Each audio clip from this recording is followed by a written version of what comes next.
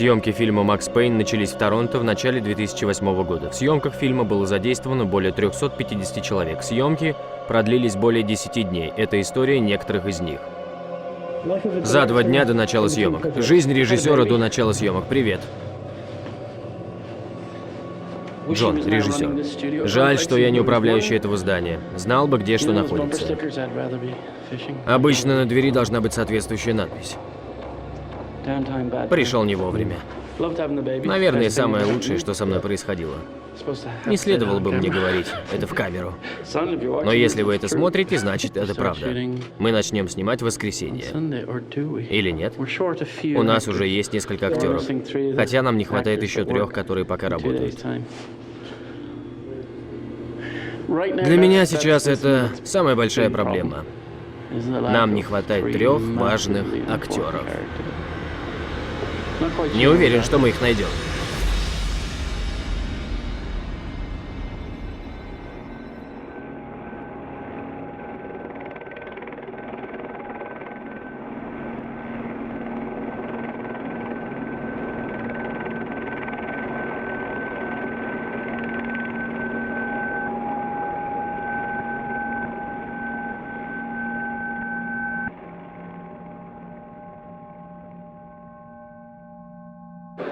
Два месяца спустя.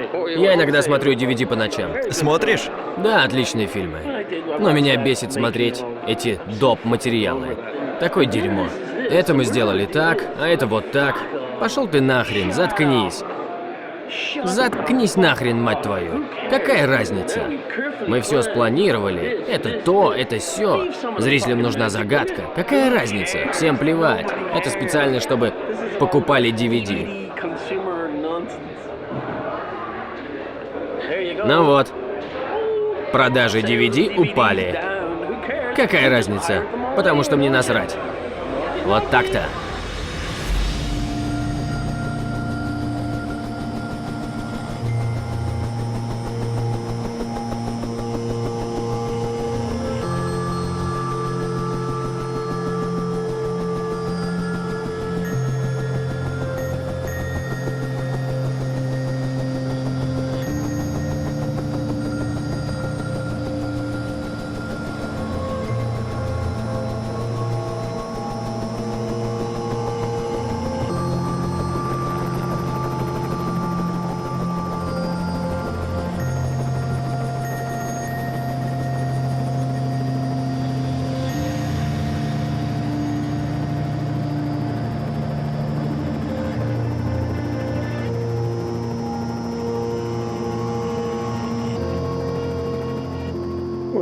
Я думаю, что до того, как появилось телевидение и радио, древние люди передавали новости с помощью костров. В шекспировские времена они запускали голубей, которые летали из одного города в другой и так далее. И все знали, что происходит в городе. А в наше время у нас есть невероятные технологии. И я думаю, что в данный момент для нас это очень важно. Потому что технология выросла до такого уровня, что в любой точке Земли человек может послушать новости или убить миллионы людей, нажав лишь одну кнопку. Поэтому нам нужно подойти к зеркалу и подумать о том, что мы все-таки люди, чтобы никогда не забывать об этом нашем качестве. 20 век Фокс представляет картину.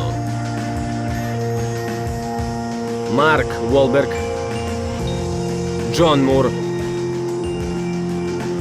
Мила Хьюнис, Бо Бриджес,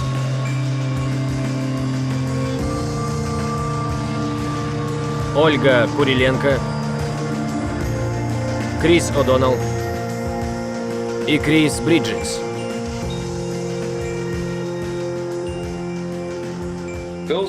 Тут никто не считает себя стариком. Этот чувак приходит сюда и работает со мной. Он не говорит, что работает на меня, потому что он мой друг. Марк. Поэтому, когда я прошу его сделать что-нибудь, он не делает это так, как я хочу. Он постоянно трахает мне мозги. Я просто спускаю его с небес на землю. Растофил. Он пришел ко мне и сказал, что он хочет заново изобрести игру. Что-то поменять, что-то добавить и так далее. И нужно надрать кому-нибудь задницу. Главное, что мы отлично повеселились. Бряб, член команды Марка. Этот парень сволочь настоящая. Ладно. Опять не так? Сегодня мне опять с тобой будет трудно разговаривать, так? Черт, чувак. Он стал намного умнее, и он действительно отличный актер. Допот, специалист по гриму. И я вижу, как он развивается с каждым годом. Ну, это уникально. Трэвис, художник по костюмам. Каждый день это как новое приключение, как новый чек в магазине или как новое сокровище. Джон, наверное, не сказал, но я умею убеждать людей. Ты сделаешь это? Сделаю. Пистолет очень редко используют, обычно используют дробовик. Поэтому, надеюсь, пистолет снова скоро станет популярным. И я думаю, будет весело. А что ты думаешь насчет актеров? Марк отличный актер, он много тренировался. Он молодец. Я серьезно. Отлично, но нужно еще попробовать. Вот здесь у тебя 2 9-миллиметровых. Да. А как насчет маленьких пистолетов? Это безумное кино. Мило. Я ни разу не стреляла из оружия. Я занималась немного боксом и все такое. Джин, сколько ты сделала проб с прическами? 70? 72 пробы с прическами. Да. И это самое главное. Для Дженнифер это впервые. Она занимается уже этим 14 лет. Да, это было тяжело. Знаете, столько всего нужно сложить в одно целое, чтобы люди увидели результат в кино. Если парень по спецэффектам не готов, то это проблема. Если оператор не готов, тоже проблема. И так далее. И как все остальные, ты должен знать, что делаешь. Я же всегда был готов к съемкам. Я просто не хотел ощущать себя неподготовленным, не готовым. Мы должны начинать с конца, понимаешь? А это плохо. Плохо, когда начинаешь съемку с конца, ясно? Ты должен знать, кто стоит напротив тебя. Да, вот так. Да.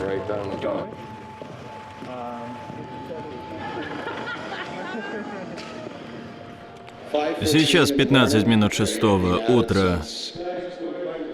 Я не спал уже часов 8. Так что для меня это самый длинный день. Диди, помощник режиссера. Но мне нравится, все отлично. Мы много смеемся, эмоции так и хлещут.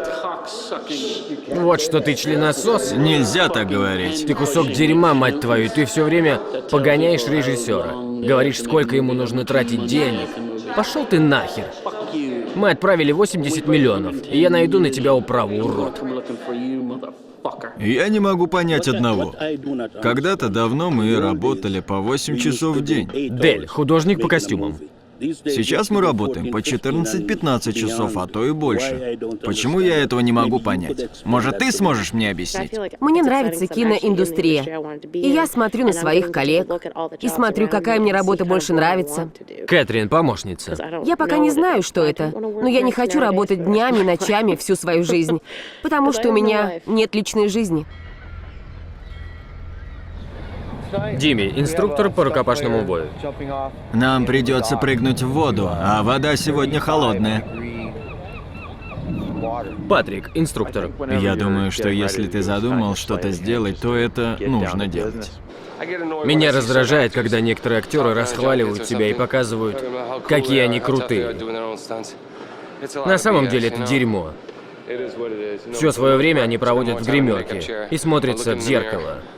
Они ведь должны выглядеть красиво. Они хотят быть выше или худее. Самое хреновое — это когда мерзнет голова, потом глаза, а потом начинают мерзнуть мозги. Я не шучу, это такой некий шок. Это шок. Когда ты находишься долго в холодной воде, то тебе кажется, что не хватает воздуха. У меня 2 детей, которые очень похожи на меня. И я не хочу рисковать собой. Мы с ним разговаривали. Макс Пэйн долго не протянет. Этот парень умеет делать спецэффекты, но, конечно же, мне хочется сделать все так, чтобы люди поверили в это.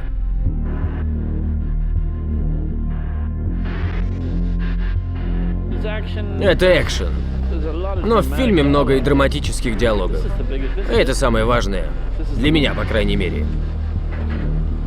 Я думаю, мы все испортим. Пока.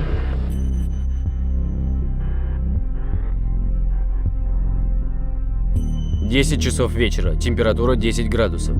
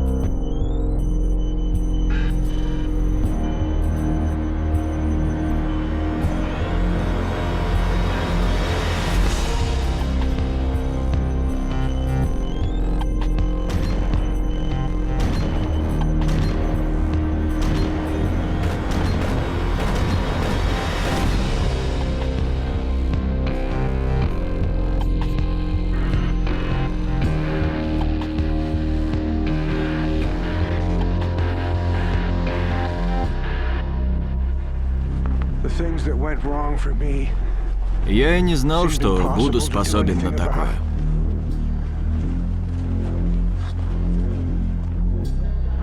Мы потеряли винт. Под лодкой? Они что, его не привязали? Нам может кто-нибудь помочь? Выходи на 3-ю линию. Стой и не двигайся, а не то тебя придавит льдом. Поговори с капитаном. Один Господь знает, что с вами может сделать лед. Здесь у нас контрольная станция. Они там. Да, но может быть они смогут разжечь там огонь? Пусть так и сделают, потому что нам будет его лучше видно, и мы сможем контролировать весь процесс. Лодка стоит на якоре. Обычный винт, сделан в 1947 году. Он разбился. Об эту камеру. Возможно, мне придется выплатить ущерб, не знаю, примерно 50 баксов. Мы не укладываемся в расписание и отстаем уже на 6 часов. И как вы видите, здесь творится сплошной ад. Он должен быть недалеко от нашей лодки. Он сейчас спасет нас.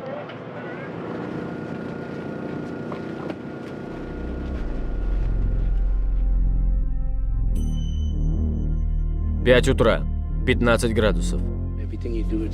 Ничего просто так не бывает. Потому что нужно всегда стараться выполнить свою работу. Это что-то вроде осуществления своей мечты. Ты должен понимать, что люди верят в тебя. И я никогда не сдаюсь. Я думаю, что люди способны оценивать окружающих. И это значит, что и ты не должен сдаваться. Поехали, мотор!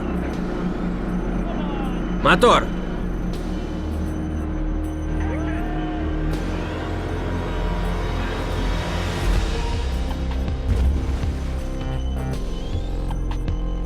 Снято! Поднимайте его!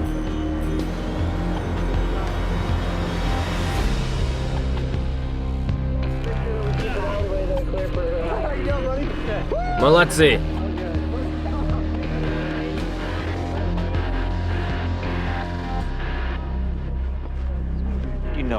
Вы же знаете, каково это. Вода холодная, и никому не охота прыгать в такую холодную воду. Что вы об этом думаете? Ребята просто прыгнули в ледяную воду. Джеймс, Я думаю, что они немного сумасшедшие.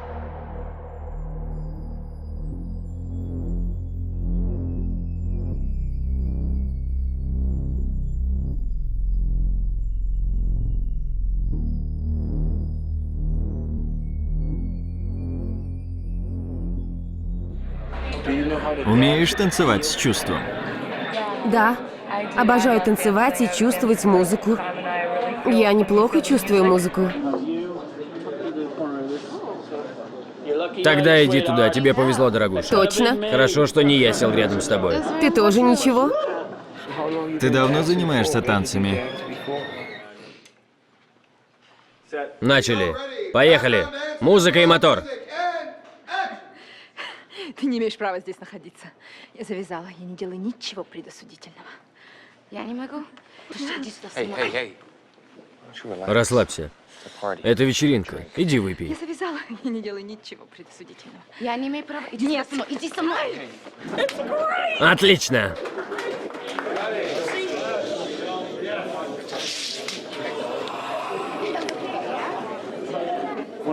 Для актера самое тяжелое — это показать то, что он думает. Но Уолберг так вживается в роль, мать его. Он так видит весь процесс, что... Понимаешь меня? Он выглядит потрясающе. Марк отлично выглядит в этом фильме. Он выглядит как Макс Пэйн. Марка уже не существует. Снято. Это не просто съемочная команда. Член команды Марка. В съемочной группе кто-то делает одно, а кто-то другое и так далее. А в команде все помогают друг другу. И я думаю, что Брайан, Джонни и Пол, и, конечно же, Рассел, О'Доннелл и Лоррейн, они способны на все. Мы давно начали готовиться к фильму. Он помогает мне готовиться к роли. Читает со мной сценарий, мы репетируем сцены. Мы много готовимся, встаем рано утром, разминаемся. Примерно 1,5 часа, принимаем душ, перекусываем. Потом идем работать по 12, 16, а то и 17 часов. А затем возвращаемся и снова читаем сценарий вслух. Когда я с ним познакомился, я понял, что он настоящий. Марк — настоящий актер. Я помню, как я ему сказал, что ты далеко пойдешь и станешь успешным. Он всегда хочет быть лучшим, потому что он лидер. И что бы он ни делал, он всегда готов сделать это лучше всех. Они тебя ищут.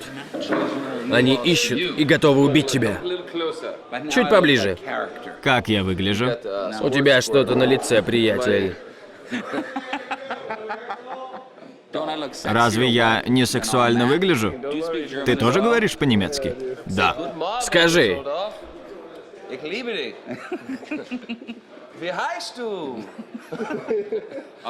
Я знаю только выражение «das ist gut». Точно.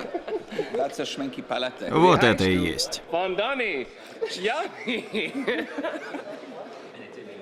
Это и есть.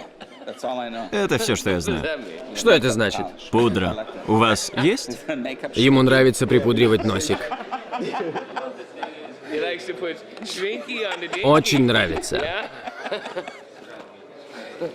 Господи, смотри, кто к нам пожаловал.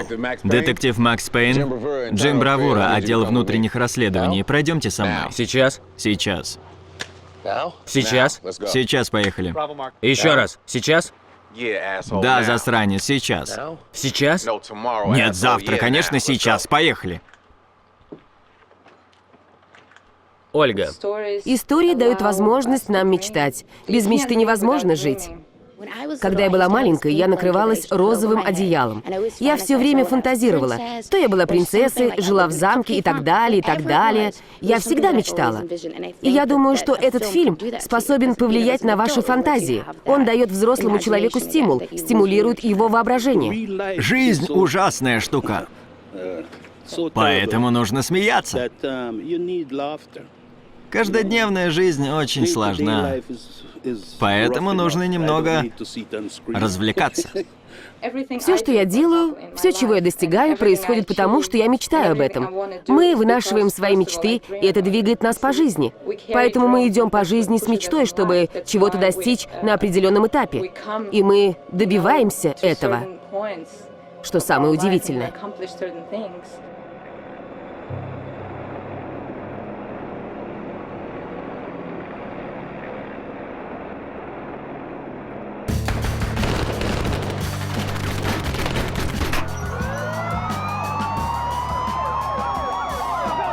Вперед, вперед, быстрее! Наконец-то экшен. Диалоги — это, конечно, весело, но пушки и беготня еще круче.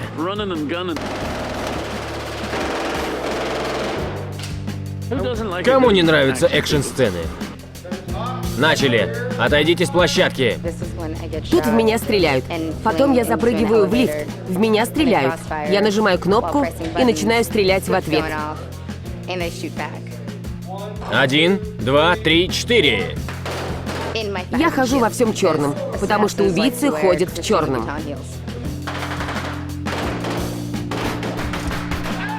Мотор! Это сцена, где Джо нажимает кнопку, и верхние этажи здания взрываются, а осколки летят вниз, на бравуру. Посмотрим, мать его. Уже были пробы? Я видел компьютерный тест.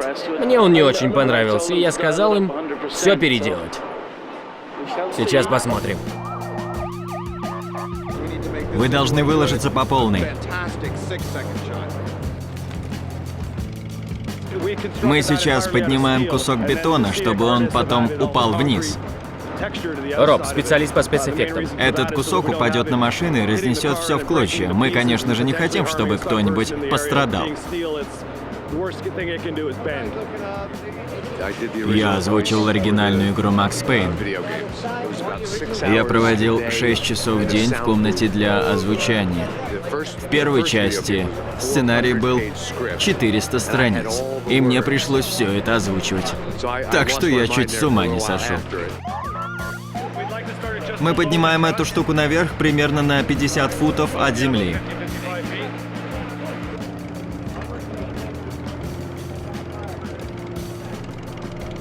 Она будет падать примерно 4 секунды.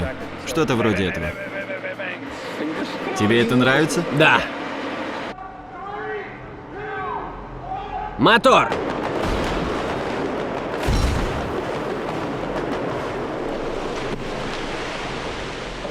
Отойдите назад, назад, в укрытие!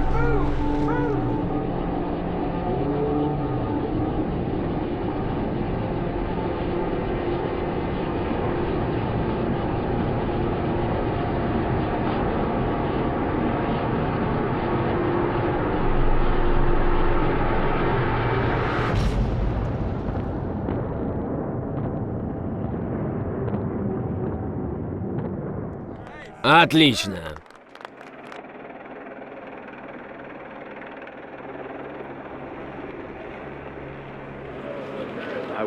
Я родился в ночь вручения Оскара, и моя мать заставляла меня смотреть Оскар каждый год.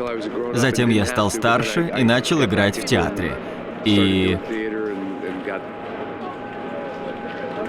мне стало интересно сниматься в кино, и я сам начал зарабатывать деньги. Для меня актерский труд созидательный. У меня есть дочь, ей 10 лет. Она тоже пойдет учиться на актера. Хотя я пока не знаю, что мне со всем этим делать. Но разве этот фильм для вас не созидательный? Я имею в виду, что это ведь кино, тоже искусство. Конечно, это искусство созидательное, но не совсем такое.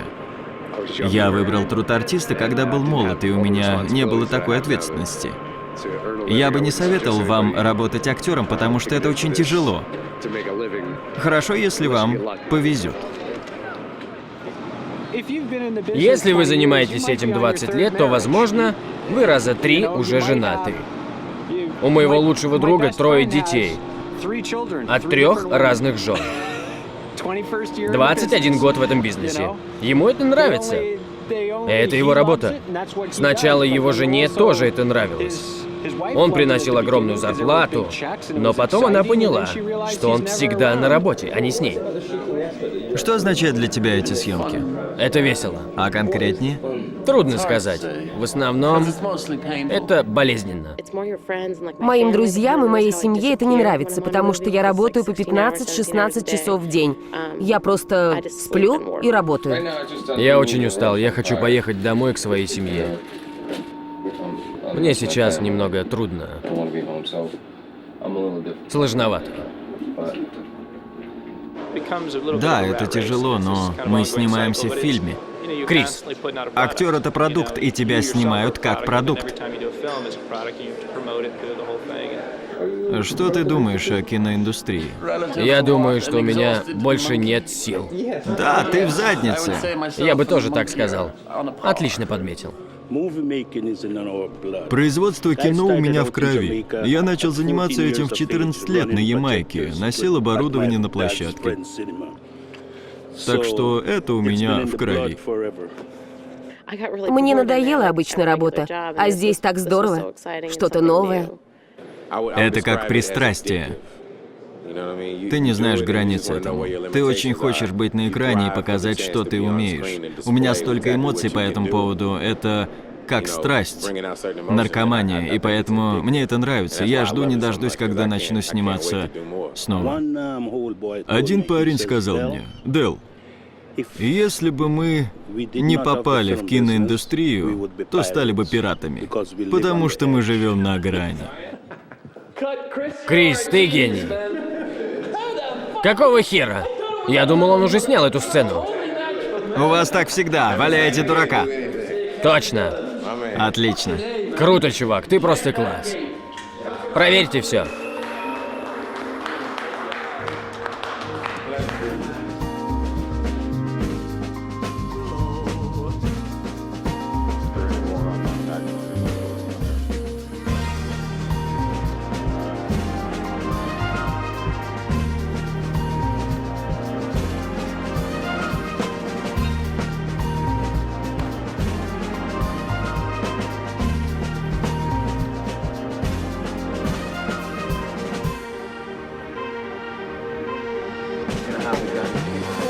Значит, я буду держать дробовик вот так, затем я прыгаю и смотрю назад, правильно?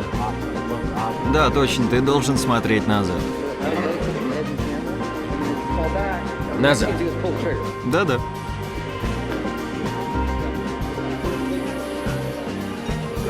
Давай, давай, давай. Мотор. Начали.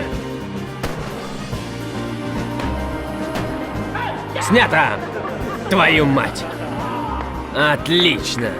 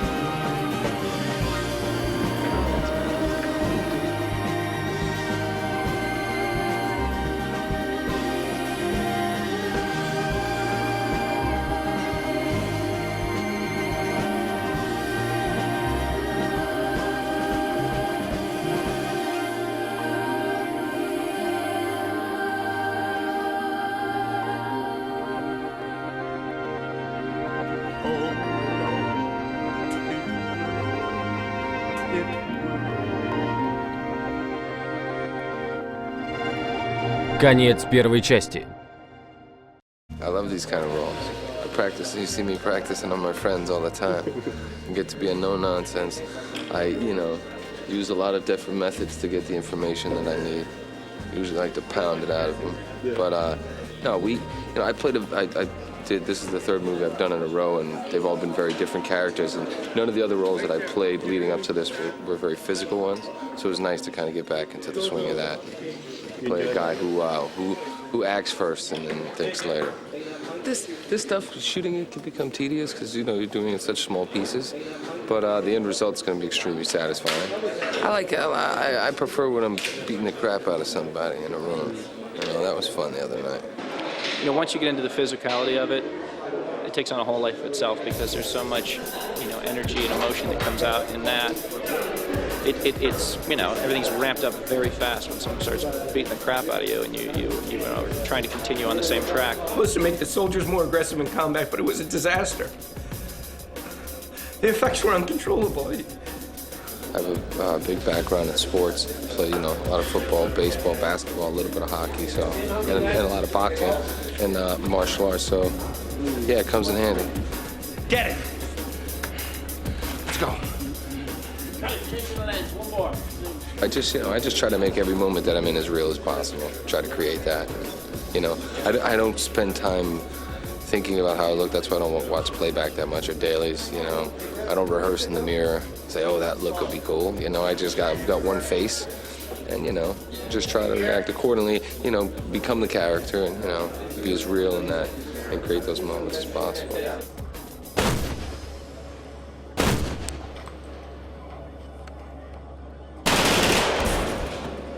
It's something that just feels very natural to me. It makes sense.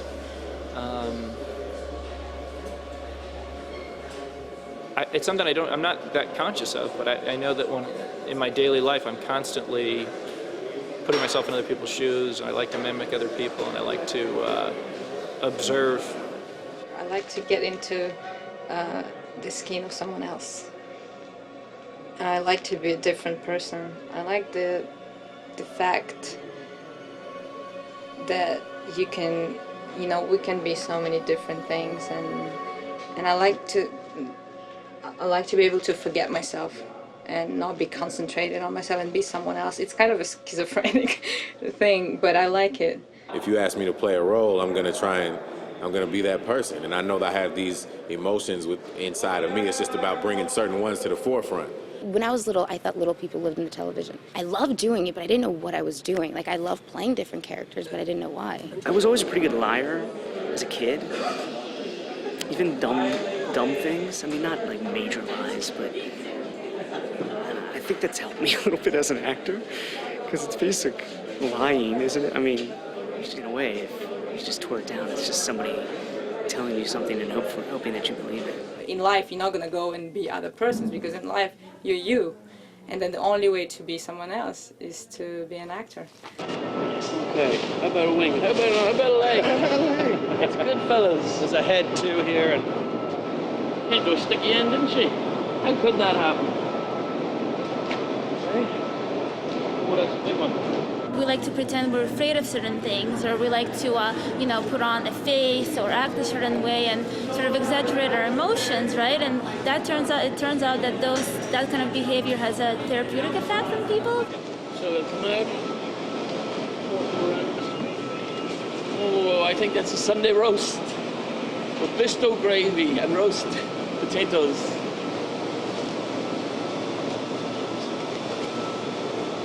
Got some shredded up bits and pieces if you want to. I don't know if you want any. But my last date turned out like. Yeah, let's drape some of this. Okay. Actually, I'll tell you what, I'll set it and then I'll have it. Okay, then I'll put it on afterwards. Give me your biggest white sheet. Watch where you're standing. One footprint on the sheet, I'm fucked. Please. Very good. Yeah, I'm fascinated by human being, and I'm fascinated by human mind. I think it's amazing how everyone is different. Every person is so different, and it's so complex. You see that understanding in his eyes? Okay, hold it, okay? You're not done yet. And hold that look until you see that that the light has gone on, that he gets you, okay? You know, sometimes you'll read a script and there's just something about it, or there's something in the character you think, I know that, I've been in that situation, I can relate to that, and you really want to do it. You know, it feels very natural and very comfortable to you. It's the fucking 15th round. You're in his corner. All right, you're doing his cuts. He's done.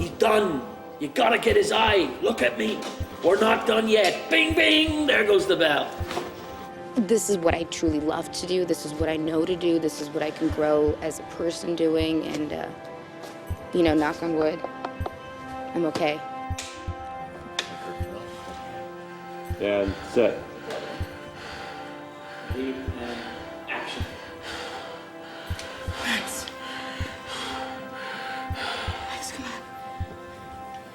Listen, I will hold them off for as long as I can, but you have to finish this. I think actors are quite sensitive people.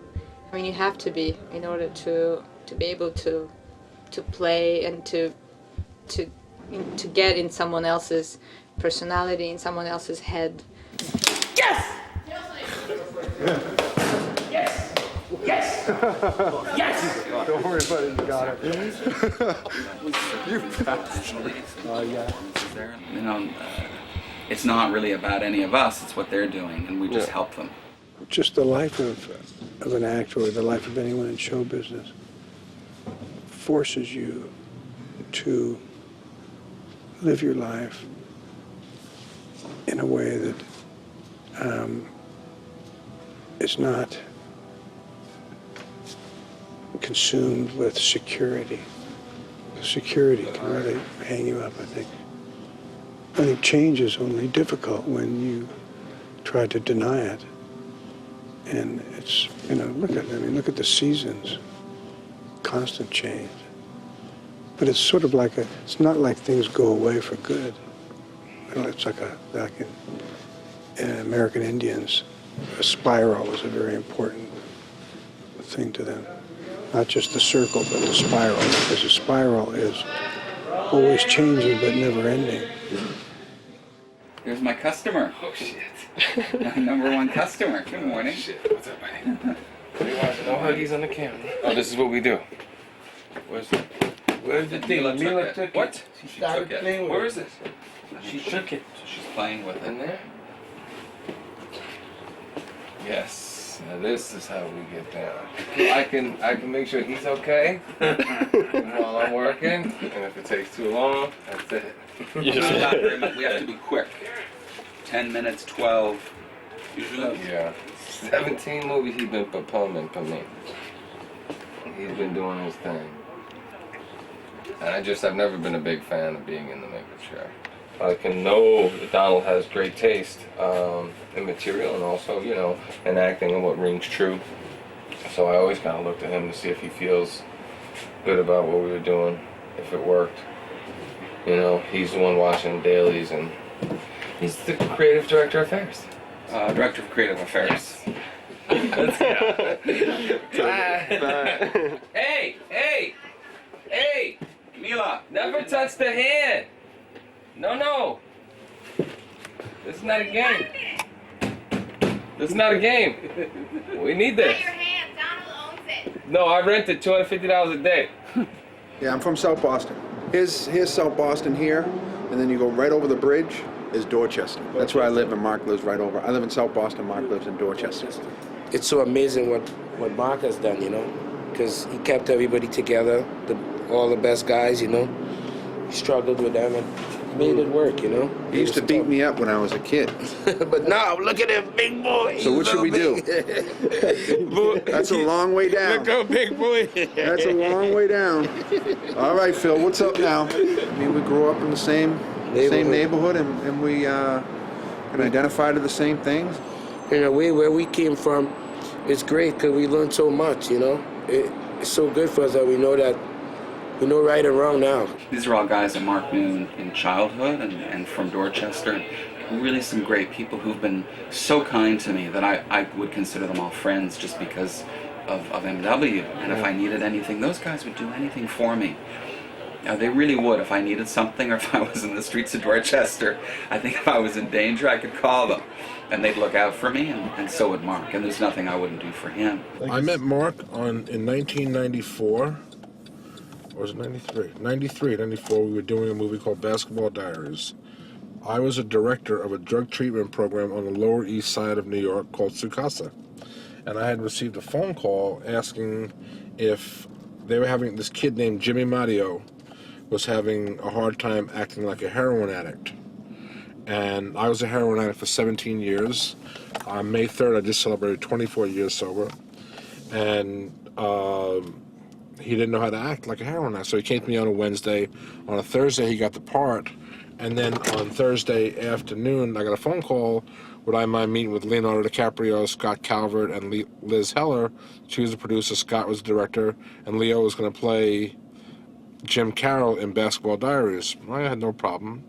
So I went to the office like really early in the morning. I met with Leo and Scott. They liked me very much because I knew all about Jim Carroll. I knew Jim. I used to get high with Jim. I did a lot of stuff with him. I used to work because I was in the music business. And when I worked for Patti Smith, Patti and Jim were very good friends. So it was just kind of a real coincidence that all of a sudden I got this offer to teach everybody how to act high for this movie, you know? And then I worked with Leo for about a month and a half, and then they asked me to meet Mark.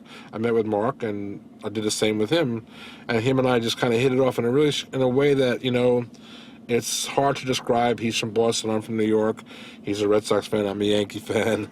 It's, you know, and there's usually a lot of whatever between the two. But we hit it off because we're both basically from the streets, come from a lot of similarities in certain ways, you know, our upbringing, our schooling, our non-schooling, whatever, you know, and here we are, you know, 22 movies, 15 years later. Yeah, well, you know, people always ask me, wow, you're from Boston, da, da, da. It's tough. I said, everybody I know is tough. I don't think I'm tough. You know, that's just the way it was. My sisters fight, my brothers fight, getting into an argument, disagreement on the field or whatever. You might handle it that way, and then you're friends after. It's all good. Right, baby? Yeah, man. Well, Poopy will tell you that I like to fight. And I used to like to start. Fighting. I used to, you know, but that's how we were raised, and I don't do that no more. And you keep real because you're true to who you are. You know, you love yourself, you love, you know, you with your friends, you treat people a certain way, and you do certain things. You're not going to change because you're in this world. I mean, this is not going to change me. I love who I am. Why would I want to change, you know? I'm so happy with what I've come to be and where I've, compared to where I've been in my life and where I am today, inside, spiritually, soulfully, whatever. I wouldn't change a thing.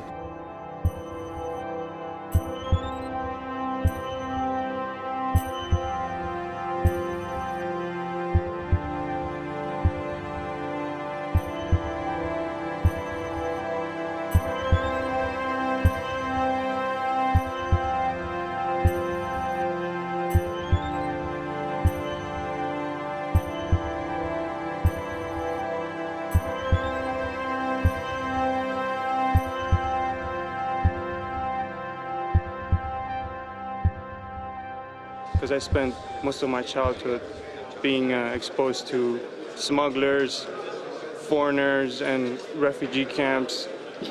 You know, 12, 14 families sharing one washroom, one kitchen, and every 6 to 8 months I had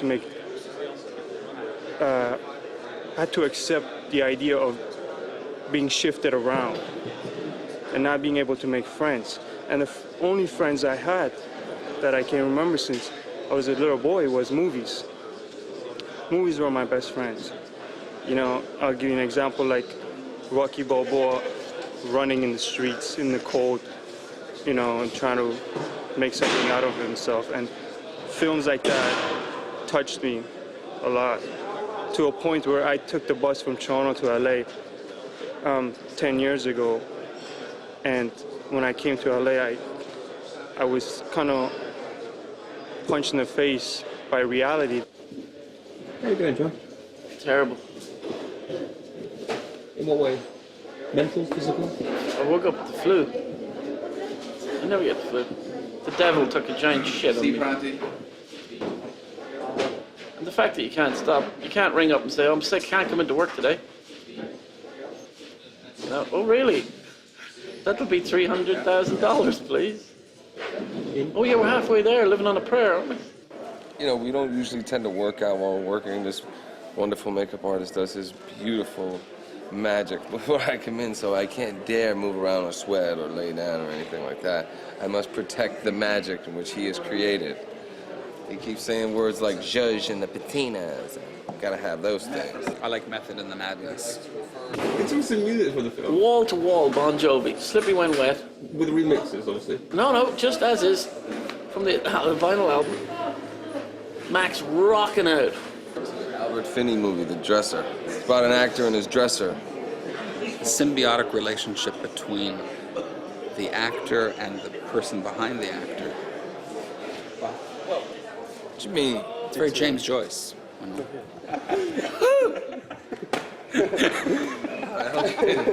Once you've been in the business long enough, you realize that you don't have a job, that you've made a lifestyle choice. And anyone who's outside of the industry thinks it's just an incredible job. And it's not. It's a surreal and questionable lifestyle choice that you've undertaken.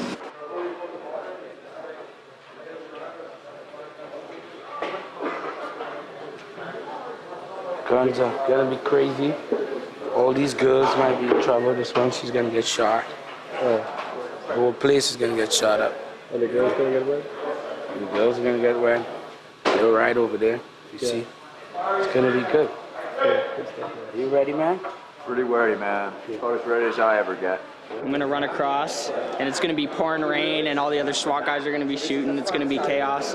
Gonna run, jump from table to table as I'm shooting, chasing after Mark. And then at the end, he gets a shot on my knee, blows it out, and I do a big wipeout, crash into the table. FX is gonna blow it, and yeah, take her to the ground. Yeah, some guys have Damascus. Put Damascus. You're gonna smell the gunpowder. I'm not concerned about the empty mag. Exactly. Forget it. Boom, you know what's going out. And you just did it perfectly without even looking at it. It's a feel thing, right? Yeah. Yeah. The other guys, they've earned it. They've took their hits in the past years, and now it's my turn. The young guys got to come up and take their turn to get beat up on set. I started when I was 6 years old. I'm 19 now, so my dad's in the business. It's in the family. Our whole family's into it, you know. I got a younger brother, 2 younger sisters. My mom does some work as well, so yeah.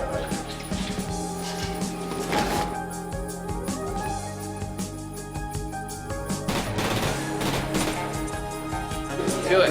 One little piece.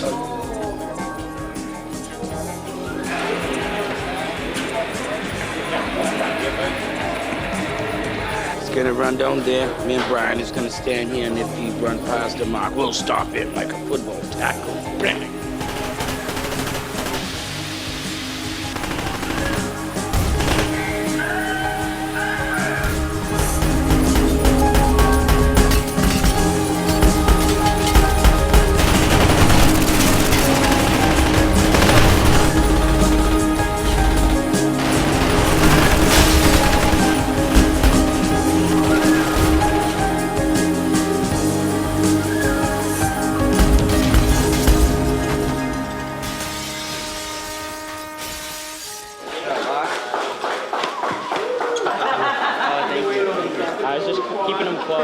On the eyelids. Oh, okay. Yeah, one good on my end. Hopefully it was good on the camera's end, and hopefully they got it the way they wanted. No, it was a good hit, but I'm fine. I hope they're happy with it. What's the matter? You don't want to get in the water? Oh, where's your little fucking pillow? Your little trash bag. Patting the makeup, not wiping. Just patting. Make sure you never wipe. You just pat.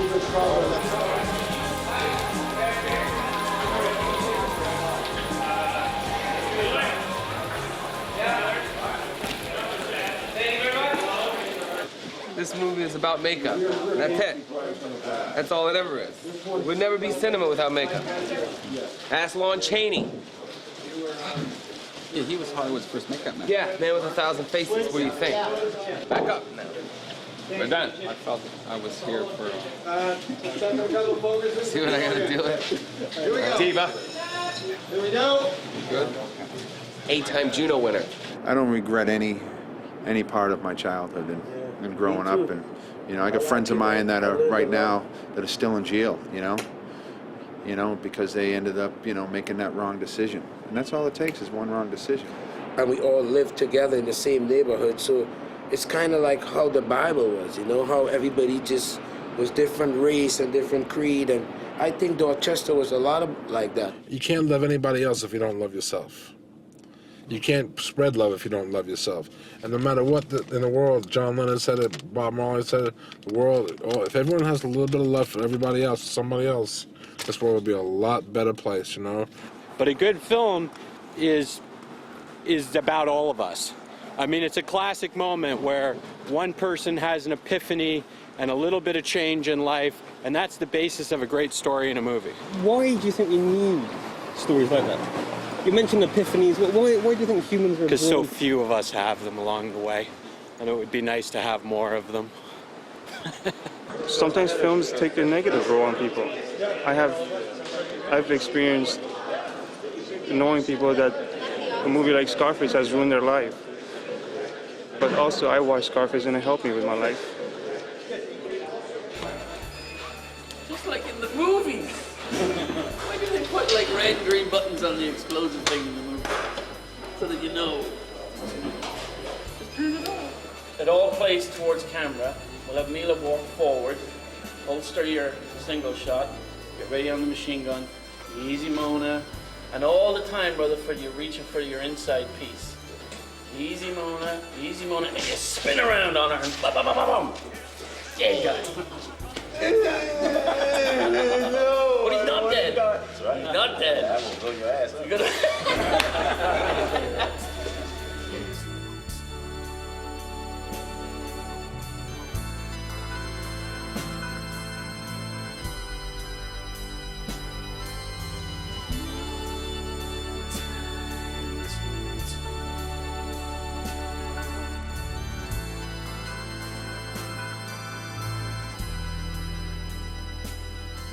I'd look back and think it was probably the slickest operation, you know. It was a sort of full bore, professional, right? But that strips away some of the fun.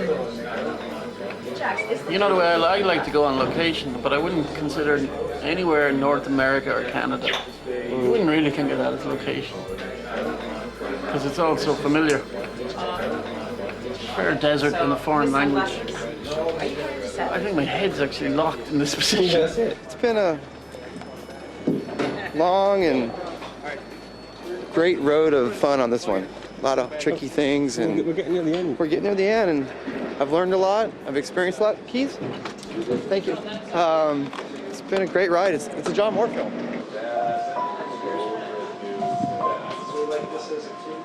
So let's make this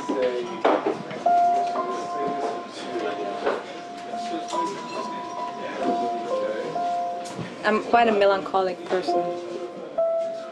I think melancholy drives me a lot in life.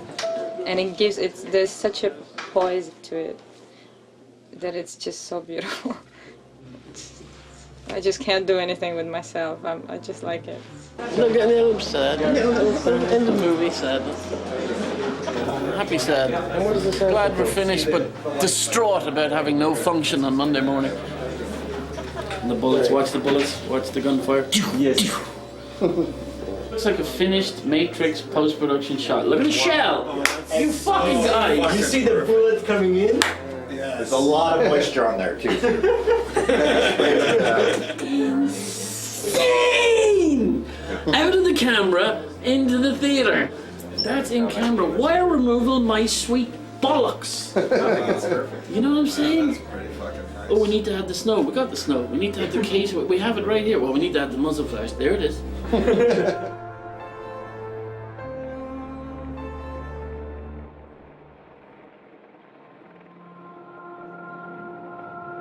Movies taught me to deal with things that I never would have known because my father wasn't much around. And if he was, he didn't play a father role.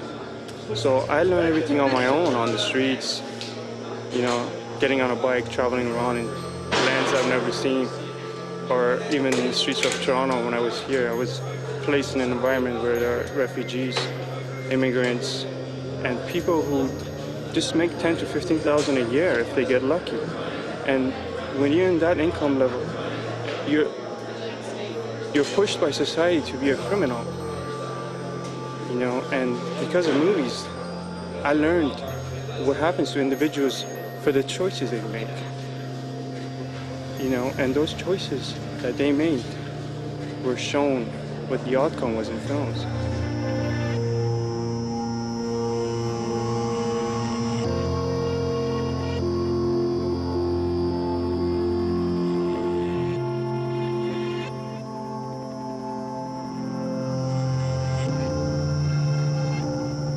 all our lives, we're taught by people in positions of authority, parents, teachers, and so forth, that before we can be content in life, we need to find security. Security in a job, security in relationships, in a place to live, security that will bring you peace and happiness. And he says, how unfortunate when there is no such thing as security. He says, the only thing you can really count on is that everything's going to change, thereby the wisdom of insecurity. So that, you know, we all need to jump into the river of change, and then once you've done that, then you can start to enjoy your life and get easy. So an actor, or anyone in show business, you're forced into that rhythm because, you know, I've likened jobs that I do as an actor, and they're like a lot of little births and deaths. But that's a wrap for Max Päyn! You meet all these new people, you work, you do the job, and it's all kind of exciting, and then soon, before you know it, you're done. It's kind of melancholy, you say goodbye to people, it's over. But then you know that, look, here it comes again, you know. You get hired again, and then it's a whole new little world, so it's like a lot of these little lives, you know.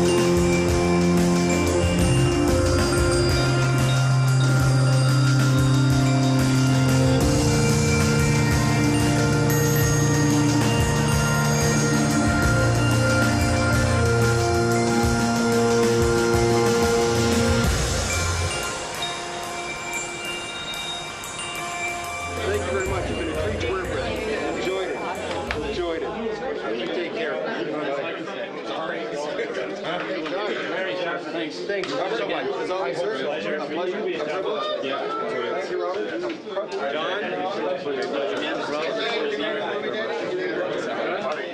Pleasure is always. Cool movie. I can't wait to see it. As always, John. Pleasure, my friend. Take care.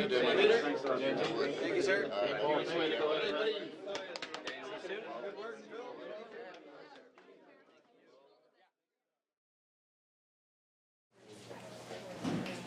Open it, look at it one final time, and turn to get up. Jonathan. You want me to open it and look at it, or just... Give me a slate number, would you, from Catherine on this? So you're trying to reach out to this guy, okay. You know, because you just had this guy tell you what time it is. Mm-hmm. You're not going to redeem yourself, your life is in the fucking toilet. Mm-hmm. So try and reach out to Max a little bit, you know? Okay. Hey, you want to grab a beer after lunch? What? Okay, no problem. After work, right? Not after lunch. That would be the reason you got here in the first place. We're going to grab a beer after work. Max here handles our filing. Once it hits his desk, case is officially dead. Okay, so what if there's no phone number for a witness? Should I do a follow-up in person? No, we don't handle that stuff down here. I don't understand, then. How are you supposed to solve the unsolvable murder mystery and redeem yourself? Internal affairs didn't... Say, stop. Trust me, there's a tragic story behind why I'm standing here giving you this tour. We all did something, so just save it.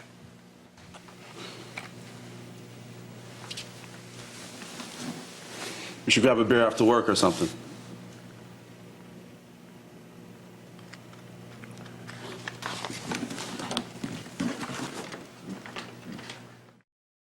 Go on, where's the camera running?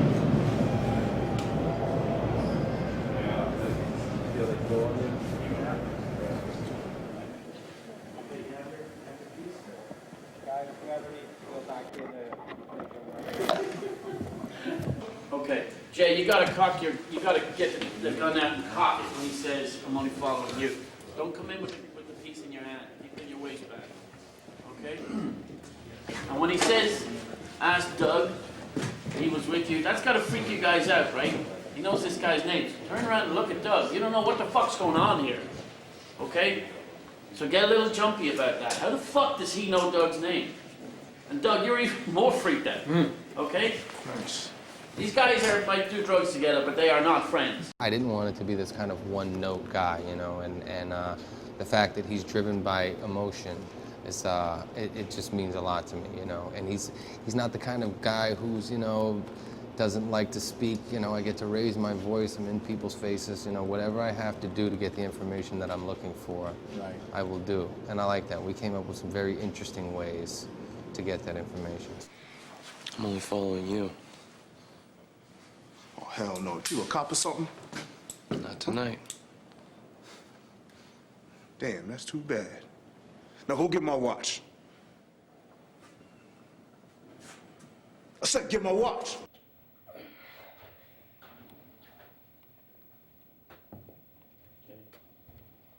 I guess this ain't your lucky day now, is it, huh, Jack Bauer? Yeah, exactly. Repeat the line. I guess this ain't your lucky day now, is it, Jack Bauer?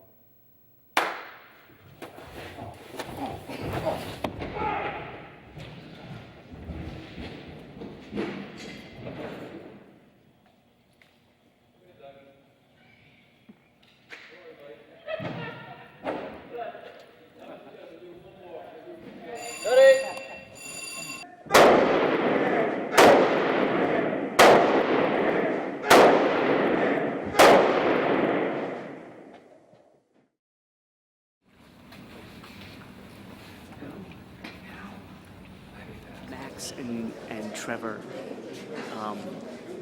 like have a weird relationship where I think Trevor feels sorry for him in a way. You know, I think he kind of thinks of him as a brother, and he knows his story, and he kind of has feelings for him. You know, he wants to kind of help him a little bit, but he doesn't want to go get in trouble. He doesn't want to get arrested at the same time. So it's like a balancing act for him all the time. And when I call your name, Lenka, take the cigarette out of Carlos' mouth. With your right hand. With your right hand. Ready? To me, she's funny. You see, the character could appear quite negative, and I think that's not the way to go, because she is, to me, she's not a mean person or a negative person.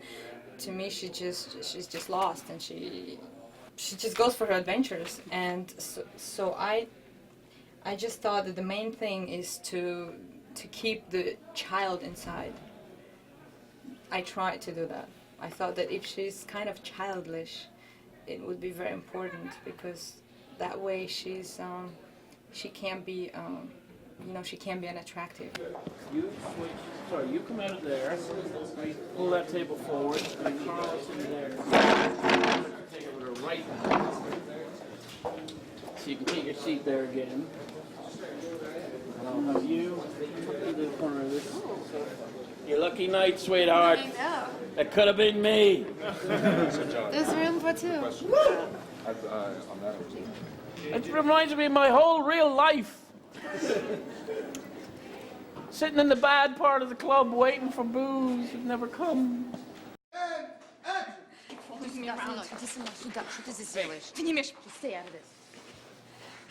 Ты не имеешь права здесь находиться. Я завязала, я не делаю ничего предосудительного. Я не могу. Иди сюда, Hey, why don't you relax? It's a party. Have a drink. Прекрати. Это мои новые друзья. Я с ними больше не вижусь. Ну смотри, он полицейский, да? Ну какие у меня могут быть неприятности?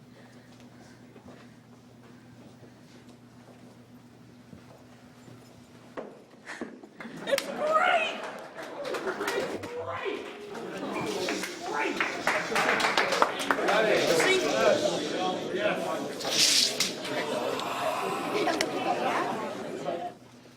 Son of a bitch. Max, Max, you have to go. Okay, now. I need to ask her something first.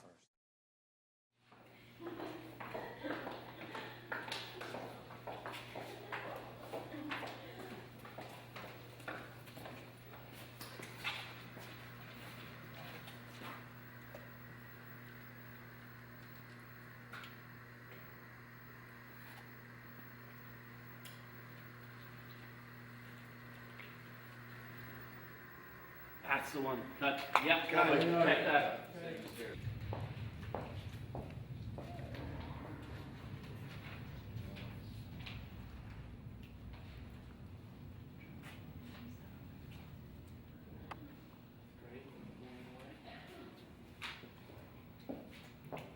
That's great. That's what we're doing. That's what we're doing. Good stuff. Okay. It's Natasha. Would you call me, sweetie? Yeah. Call me, okay?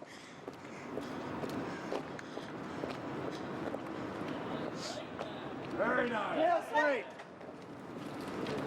Hit it. Parker.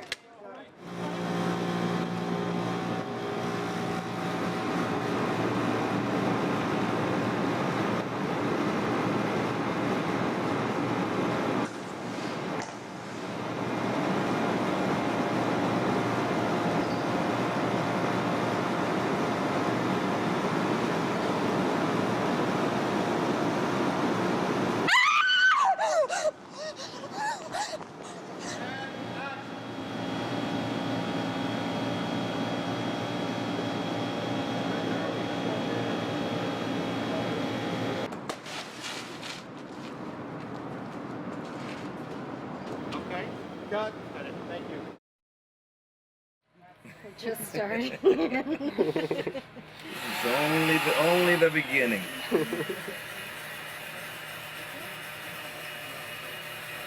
You're gonna have your back done later on as well? Yeah. You know, the face and the back, and then we have on my sides, my neck.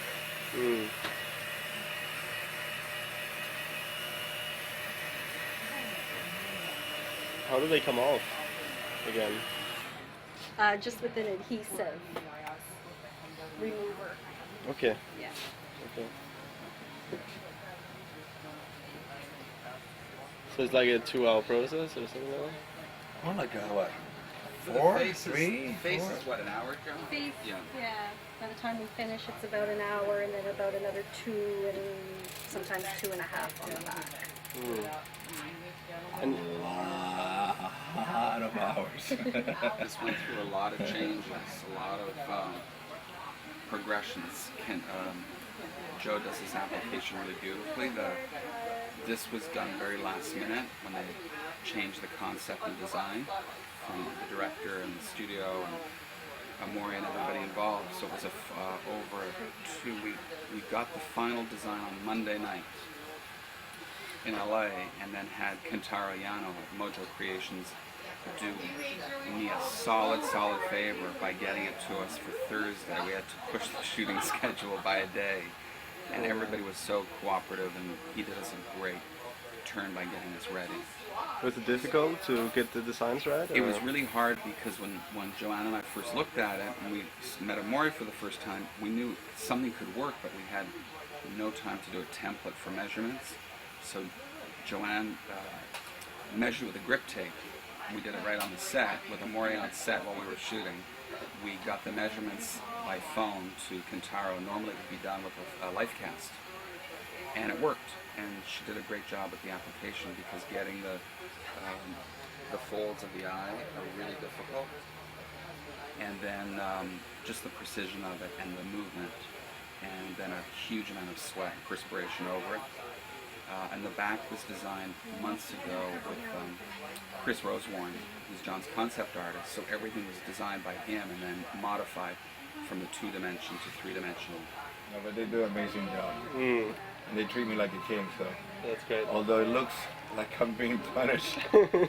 How's it been for your character to have these? You know, tattoos? it's been amazing. I mean, it just gives me so much to work with. The minute you get these tattoos on, you become the character. You know, it comes in from a dark place. Yeah. And wait till you see the whole back. It's just massive. Honestly, I wish I had the courage to actually be able to get those. I think my mom will disown me. When you see the wings the way they're lined up, that was probably the hardest thing. And then Rick made a number of sets for us for Amore and then for the stunt double. Once you're wearing them, it brings a weight to it, you know, to the character, and you just become the character.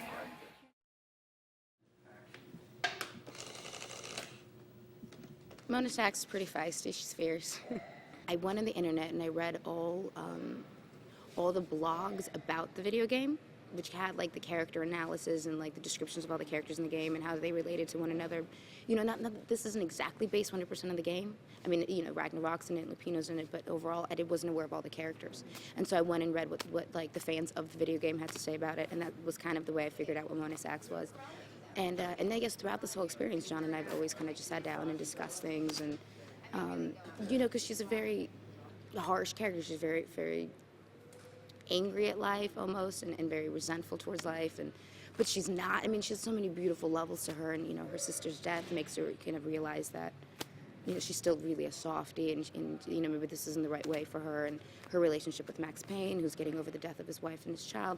You know, a lot of it John and I talk about to this day. Like right before we shoot a scene, we all discuss it. As far as Max Payne is concerned, the decisions for what his gun sort of revolved a little bit around the game, so that his hero gun would be the Beretta 92. And then John, our director, decided that he wanted to give him something a little bit different as a backup gun, so we gave him the Taurus Judge, which is a 410 45 Colt revolver, a shotgun and a 45 Colt revolver. And then his boot gun turns out to be a small snub-nose 44 Special. So those are his main personal guns. And then throughout the movie, he ends up with a Winchester Defender shotgun, a Mossberg 590 shotgun, some other submachine guns. It's kind of like whoever he's finished off, he picks up their weapon when he's out of ammo. And maybe could you talk specifically about the Judge, because it's quite an unusual weapon, is that correct? Yeah, the Judge is quite an unusual weapon. It's only been out for the past couple of years. It's one of those weapons that, you know, it's a 5-shot revolver in 45 caliber, but it also takes the 2.5-inch 410 shotgun shells. And as the manufacturer feels that, you know, the more lead you can put down range, the better it is for a backup piece. If you look at, you know, firing 5 single shots, or if you're firing number 4, number 2 shot or whatever, you're having quite a few pellets on target. So it's quite a devastating handgun, but for the backup purposes in this movie, it works out quite well.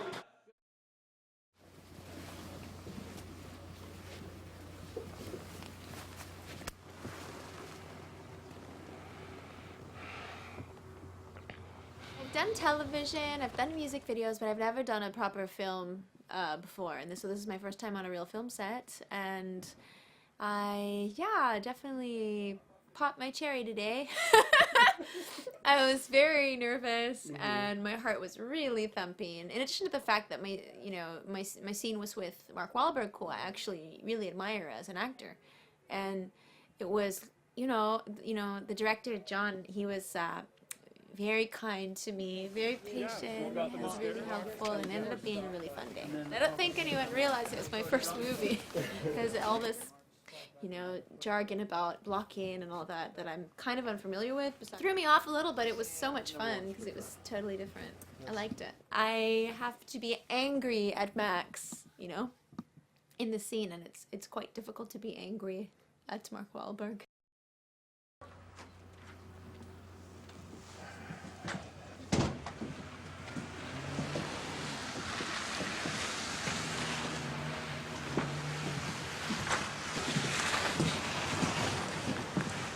Watch out for this prick. Detective Max Payne? Jim Rivera, Internal Affairs, I need you to come with me. Now? Now, let's go. Jim Rivera, Internal Affairs Agent. Of course, people know him from the video game. This is a guy that just basically kicks ass and takes names. That's all I do, I'm kicking ass and taking names. Takes nothing from nobody, you know what I mean? And I think that him and Mark Wahlberg, or, you know, Max Payne, have a kind of a relationship, unspoken type of relationship where they pretty much understand one another. You know what I mean? And I think that Jim Rivera is very tough, very strong-minded, and can see past anyone's, you know, foolishness or anyone's games that they're trying to play. That's kind of who Jim Rivera is. He knows exactly what to do. He's very young. He's very strong at heart, strong-minded, and I definitely think that he is very wise, even though he's very young. You said the magic words. You call when you hear from the union lawyer. You and Detective Slaughter haven't worked together since your reassignment. So what made you get back in touch? He wanted to talk. Hey, asshole, I got 2 bodies in 10 body bags, and you're the last person to see either one. Some of that blood is mine. Good luck with your case. Nice work, Detective. If you're really his friend, talk to him.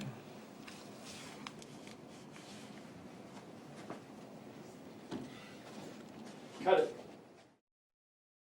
This would just come like that? Yeah. So even if that had been a bit more aggressive, that would have been magic. Because it's just that little. Yeah. Still. And set. And action.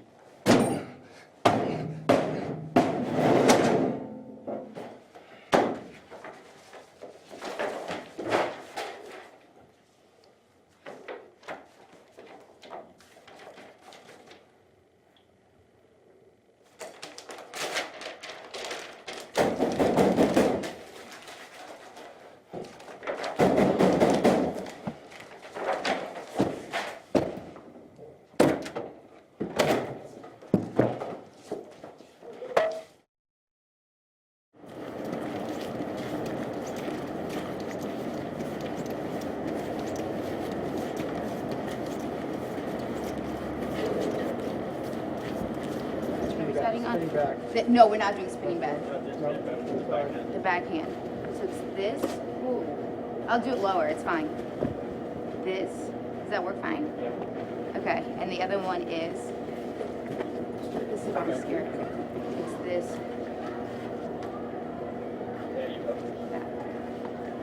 With the character Mona, we kind of looked at the fact that she was more of an action individual. You know, she's beautiful and sweet, but she's also tough and carries some pretty high-tech weaponry. So what we put on her was a H&K MP5K, which is a small submachine gun under her right arm. And then also we gave her a pair of ordnance little Nighthawk, which is a 10-round 45 caliber, a very big gun for such a little lady. So it was a good choice all around for her.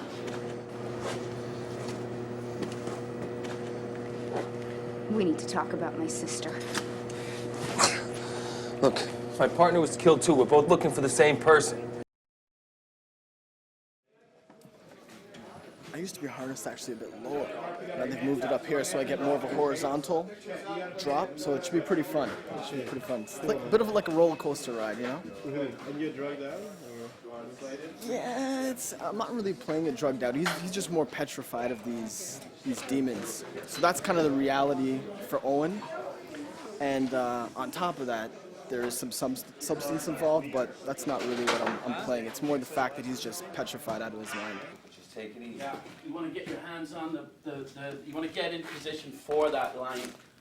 Okay, and you cannot look at Mark or Mila until that word Natasha. And what I'm going to do, what the audience is going to hear is your spine creaking. You're actually going to have to snap your vertebrae to look at it. You're so deep in this fucking thing, okay? But when you hear that word Natasha, that's something reaching out for you. Just imagine that sound of your vertebrae snapping as you get your head up to look at Mark. And that's the only time you make eye contact, okay? You got to get to that position for that one line. Let's try again, please.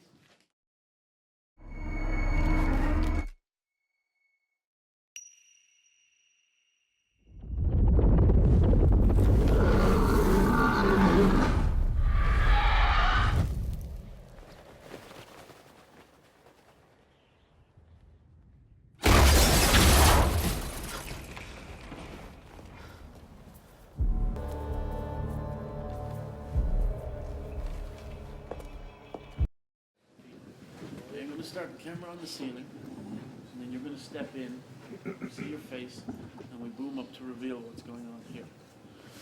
Carlos is going to be screaming.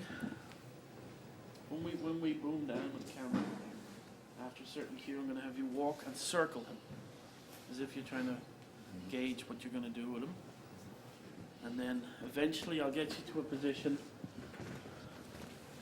where you pop a vial and squeeze it into his mouth. Okay? He's going to beg for every last drop, even though he's in agony. He's trying to fight his way through this. He's absolutely whacked out of it at this stage, so he wants every single drop. When you realize just how dependent he is, I think that's when you know it's not going to work out for this guy. So what you do then is throw away the broken vial, take another one and show it to him cruelly, and then just flick it like you would throwing food for a rat. And he's going to scramble out of the chair and run to get the vial. You're going to stand on his hand, crush his bones, till eventually you break the vial, and then you're going to kill him.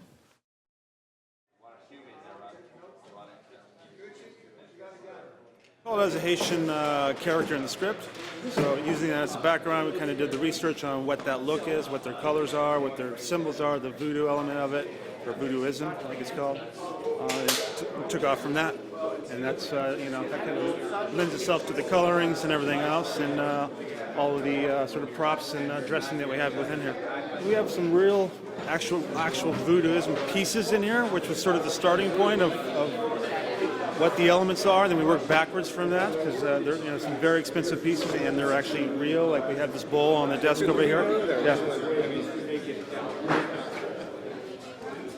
So this over here, we have this actual bowl that was made by some Haitians, I believe it was in the 1975 era, and it's an actual real piece, and apparently you're not supposed to put anything in the bowl or you'll have forever bad luck. So really, actually we put that on the call sheet.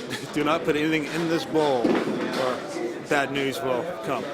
Wow. So we started with pieces like this. Started with the cross piece on the wall, and then sort of work backwards to the smaller elements. And that's what the decorator really does, is get into what those pieces are. And she brings these to the table, so to speak. And this is something about this is actually it's a set piece. Yeah, I mean it's all the chicken bone elements. It all plays into the Haitian element of it. So. It's really, it's actually a fascinating subject that you can really get into, and and the texture of all these pieces are fantastic. So you really can't go wrong. I think in this case, the video game element here is the depth of the room, because as in any game, you need the space to sort of work within the game. So that's when you have the depth of the room, which is behind you in this shot. Which kind of sells into the restaurant vibe and where people might go, and that sort of maze quality that is necessary in the game. So we kind of played off of that, and the Haitian thing is really kind of a topper to that. It's kind of a bonus. This is a dog pissing on another dog's patch, so make yourself comfortable.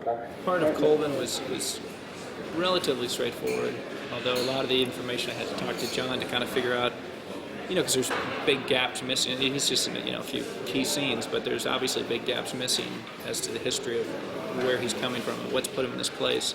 And so it was important to find out from John what he had in mind and see how that gelled with what I had in mind. And I think our ideas were pretty similar. You poured out a wall where I'm like, and then is it not him coming at me where I'm like, wait, yeah, it's okay. Yeah, you want that alignment charge. Okay. You don't cord ripping and wait, bang. Okay. All right. And is the cord being ripped out pulling the actual phone over too, or is it just coming out the wall? I think it's the cord to the phone, so that it's that handset and the base would be ripped out of your hand. Where is he? So he's going to that door to lock the door. And where is he pulling the cord from then? Don't know yet. Okay. I don't want this door to drive everything. If I had my druthers, I'd rehang this door right there, because this recessing in there doesn't work. Is that the same size as that? I never wanted this office. I always said don't put a door there. You know what I mean? This return is making it a little tricky for us. Let's keep going. Let's see if we can't make it work. Like any film, it's just a matter of trying, for me anyways, trying to figure out something that is similar, a similar situation or something that I can relate it to. And for Colvin, he's just, it's one of these things where he did one really stupid thing in his life. And the shadows of it have gotten dimmer and dimmer as time has gone on. And all of a sudden now, it's back in his face. Once you get into the physicality of it, it takes on a whole life of itself because there's so much, energy and emotion that comes out in that. It's everything's ramped up very fast when someone starts beating the crap out of you. There's just no trace of her. It's nothing personal. We just don't have a way of saving everything. Do you need to make a call? Maybe I better. A beautiful office here. Thank you, Chris. Jackie, Detective Payne. What do you know? Wait. You're lying to me. Why? I'm not. What happened to Michelle? I don't know. Mr. Coleman, are you okay? Jackie! What was she working on? I don't know! Look. I was in charge of a different project. I was in charge of a different project. A government contract. What did it have to do with Michelle? Nothing!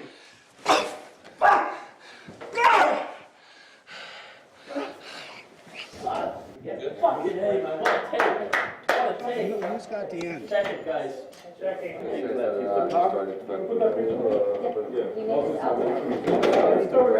I just step back, and then it's like, what happened to her? He doesn't answer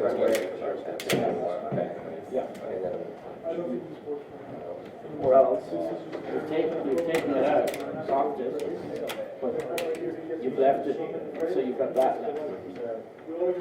Yeah, do that too. We couldn't even guarantee the safety of our own scientists. We had to shut it down. The test subject would follow them home and kill them just to get an extra dose. Is that what happened to Michelle?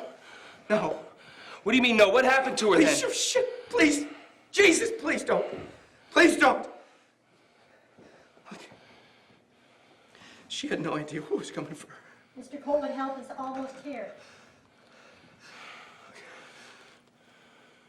I'll tell you what happened. The scene that takes place in the office where I rough up the Colvin character, rough up the Jason Colvin character played by Chris O'Donnell, to extract some information, some very valuable information to the plot. And then we come outside and all this action happens. So there's quite a bit of action in this film. Many very large action sequences. These lamps here are all rigged. They got deck cord in them, so the lampshades blow off. Okay. They sit on all the desks, right? These are all breakaway soft props, so they don't hurt anybody. Cool, cool. And the lampshades are all rigged to blow big shotgun holes through them. And so the amount of explosion, like? It varies. All these devices are all different. The black and yellow cord there, that's a high explosive, the stuff on the plywood. And then these guys here are small detonators. These are for like bullet holes. Okay. So right now I'm prepping these little notepads that'll sit on the desks, and then they'll explode, and little bits of pink paper will go blowing up in the air.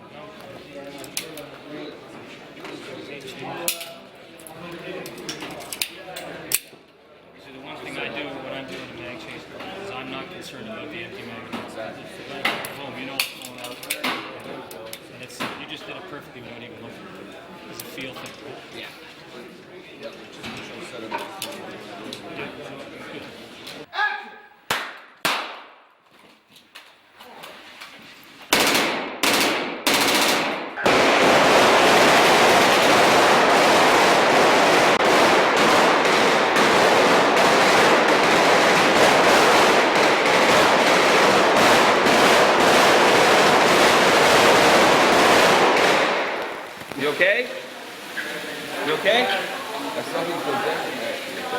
check her out.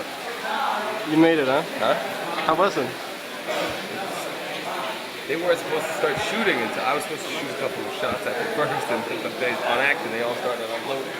As soon as Mark just starts to tuck away from the first time, the glass is going to blow. Mark's going to come out 2 more times, fire gun, at which point there's going to be more holes in the filing cabinets.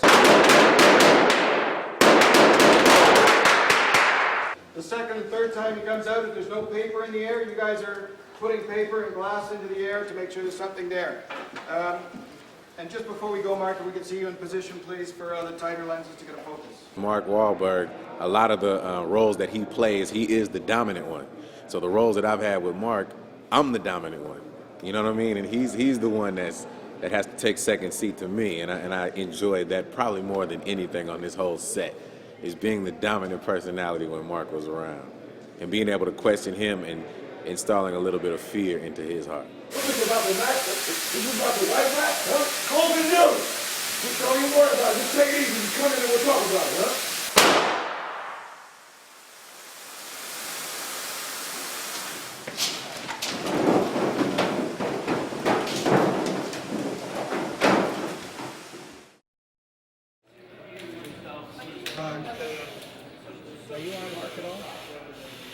We had a lot of issues when it came to wardrobe because I think everybody kind of had a different vision for her. I know John wanted one and Fox wanted another, and so-and-so wanted one, and we went through a lot of different changes. I mean, the character literally only has 5 changes, but it was trying to find the balance of femininity and the assassin, like the stereotypical assassin look, which is like all in black, but it's been done before. And the movie's stylized, so do you want her clothes stylized? Do you want them functional? It was kind of just finding the balance of all things, and it was hard. I mean, it was hard, I think, for everybody to try to find it, but I think, hopefully we accomplished it. We didn't go by the video game. In the video game, she's wearing, a gray long-sleeve shirt, and we tried to make her a little more superhero-esque, but still relatable. I know that at one point John wanted like a 20s kind of hair and wanted it to be a little more, surreal looking, and I know it was just a lot of back and forth, and it was hard, I think, on him. It was hard on me. It was hard on everybody to try to figure out this look because, nobody, in the video game, she's just in a ponytail, and that's all. And I don't, I was fine with it. Not very, other people involved weren't. They wanted something more. Some people wanted less. It was just, poor Jennifer, who did the hair for this, had to go, and I think we did. Jen, how many hair tests did you do? 72 hair tests. Yeah.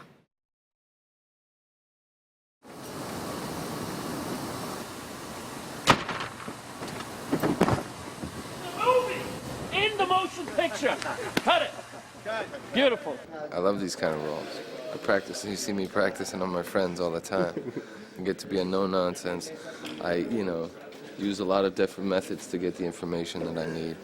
Usually like to pound it out of them. Yeah. But no, I did, this is the 3rd movie I've done in a row, and they've all been very different characters, and none of the other roles that I played leading up to this were very physical ones, so it was nice to kind of get back into the swing of that. Play a guy who acts first and then thinks later. I've been training for quite some time now, but you just got to kind of pay attention. I got a great double, I got a great stunt coordinator, make sure everything is safe, because I'm not as reckless as I used to be, I got 2 small children at home, and another one on the way, so before, you could throw me out of a window, drop me down. Now I want to at least make sure there's a little pad there. Different game now. Yeah, exactly. Yeah. Exactly. But nothing's been that dangerous, They make sure to take good care of you. I'm glad I'm on the thinner side. The character obviously is a little drawn out and, doesn't worry about eating or exercising or sleeping. This is basically the main drug area for the main drug lord in this area, which is the Latino character.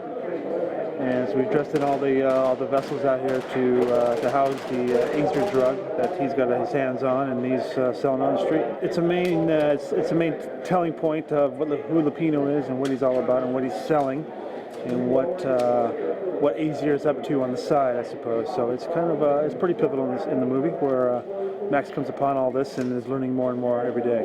We've moved this in the schedule up a week, so we were really struggling to get this done. We literally put the last sticker on the vessel about 10 minutes before we shot the scene. So it was a nail biter, as you'd say.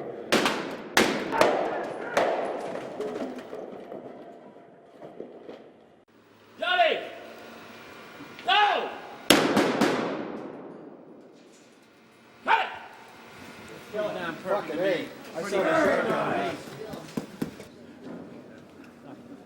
Here we go. Action!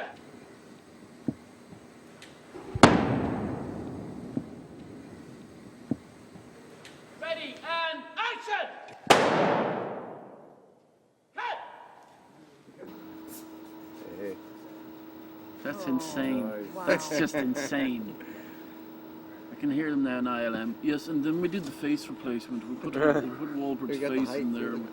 Fucking might cut into the roll too, because he's forward. Yeah. And I can just roll to the right. Boom. I think we got this, JJ. Good deal. All right, on a good day, we're back into the Coda. Just try to make every moment that I'm in as real as possible. Try to create that. You know, I don't spend time thinking about how I look. That's why I don't watch playback that much or dailies. You know, I don't rehearse in the mirror. Say, oh, that look would be cool. You know, we've got one face, and you know, just try to react accordingly. You know, become the character, and you know, be as real in that, and create those moments as possible.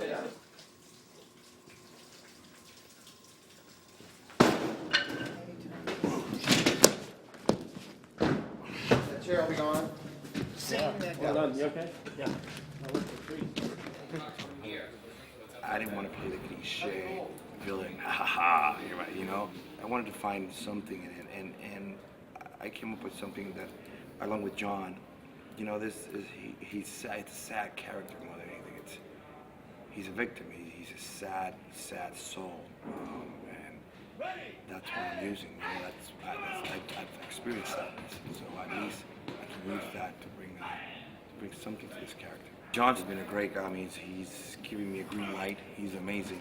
The minute I came in, it's funny because one day, it was the first day we were shooting, and I came up with just little choices that I wanted to do, and I guess he liked them. He says, you and me, we're gonna have fun doing this, and I love how he comes up and, you know, allows me to do my thing. He comes up and says and tells me, he directs me a few ways. Maybe I'm taking it too far, or maybe too. So he's always there, just giving me. I mean, he's just giving me all he's got. Bang!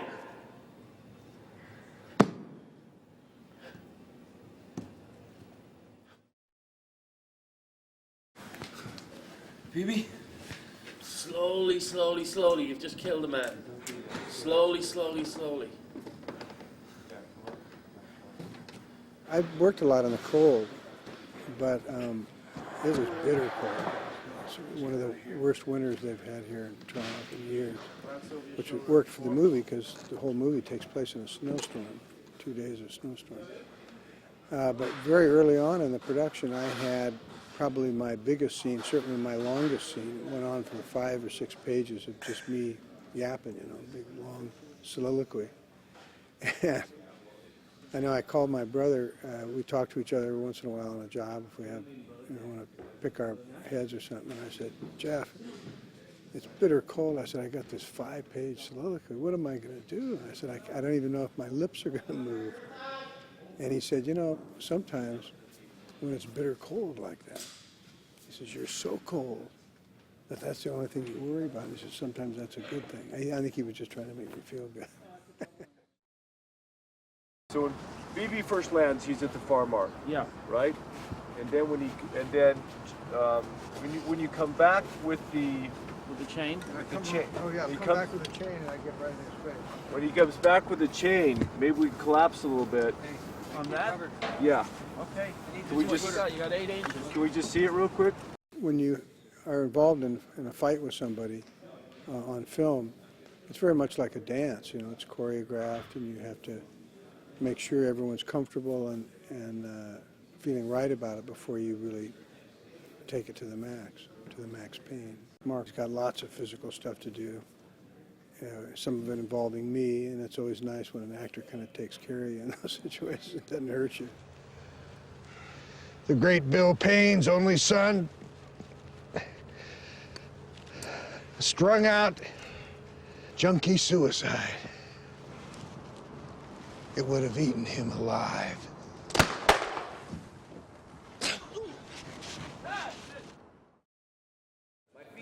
Feet together, arms out, crucifix. And I'll go down? Bob up, and you'll go down. Okay. Hey, Mark. If you want to come out of it, just open your arms and feet will dangle in there and cross. It's kind of dangling in there.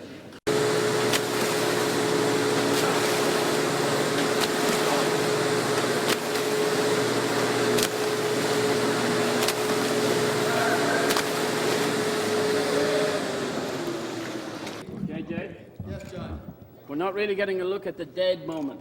Right, he's rushing it to... Yeah, he's got to hang for as long as will hold. Remember my video we shot? Yeah. Remember the video I shot? It's kind of laid to death. Hey, Patrick.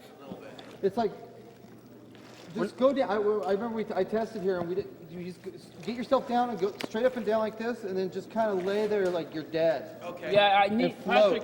It's the dead moment I'm looking for. Okay. I'm not going to be crazy about position, but I need to hold it. Okay.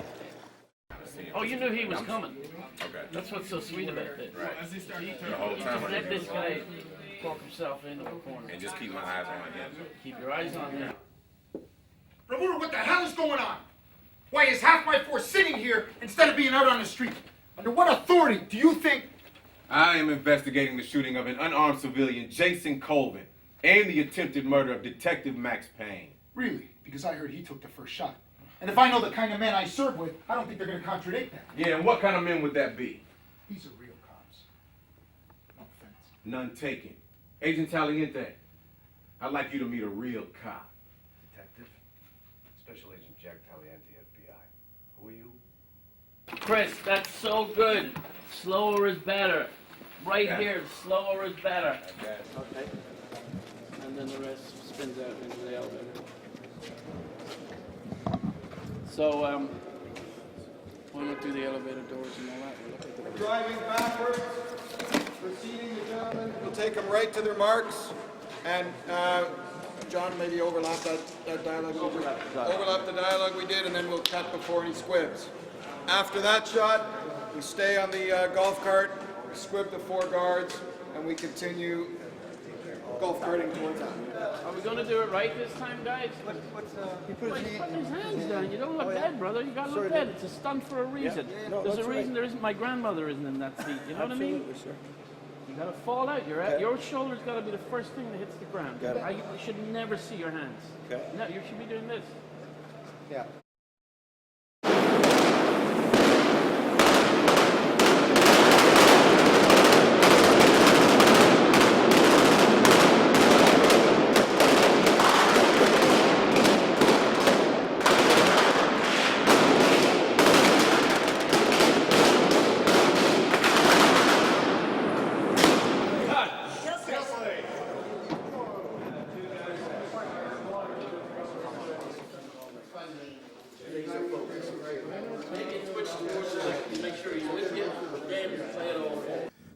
I need you to send a helicopter to the roof. The storm's breaking. What are you talking about, baby? I thought the less you knew, the better. This stuff, shooting it can become tedious because, you know, you're doing it in such small pieces. But the end result's going to be extremely satisfying. I prefer when I'm beating the crap out of somebody in a room.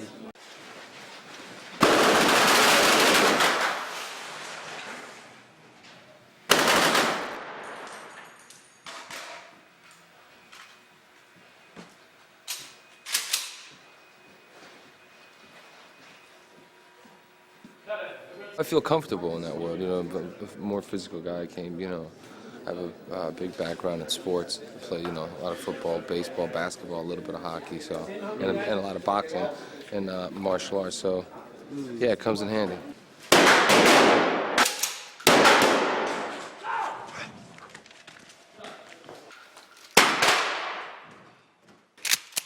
Let's get it out.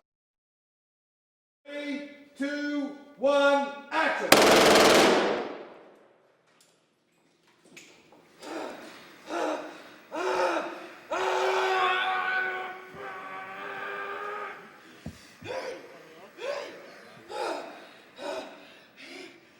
When you say you're not done yet, pick left or right. It's the fucking 15th round. You're in his corner. All right, you're doing his cuts. He's done, he's done. You gotta get his eye. Look at me. We're not done yet. Bing, bing, there goes the bell. Max, come on, take it. Look at me. Max, look at me. You're not done yet. Come on. Come on. Yes! Yes! Yes! It's my first time ever getting shot. I know, I've never been squibbed. I am. I kind of am. It looks like fun. Supposedly it hurts, but I'm okay with it hurting because I think it'll give me the effect of getting hurt, so it's okay without actually, piercing the skin. I don't know. I have no idea. We're going to see what happens. I have no clue. Just like in the movies. Why do they put like red and green buttons on the explosive thing in the movie? Holster your single shot. Get ready on the machine gun. Easy Mona. And all the time, Rutherford, you're reaching for your inside piece. Easy Mona, and you spin around on her and bum, bum, bum, bum, bum. Dead guy. No, but he's not dead. That's right. He's not dead.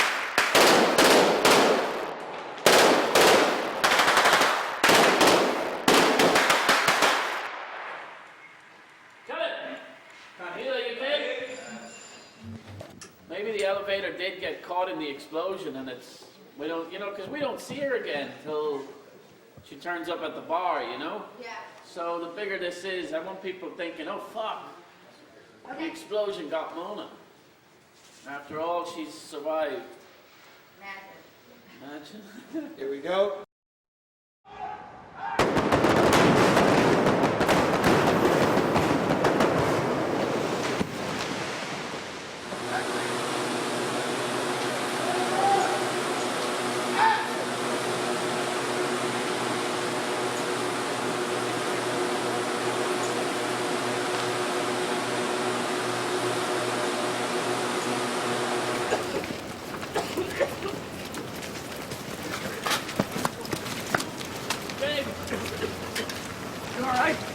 Get everybody upstairs now. That's our cue, guys. Go upstairs now, right now. Let's go. Pull it a little bit more towards camera. No, you can keep the gun exactly where it is. It'll come into frame because of the camera. All right. You just, as soon as you sense that happening.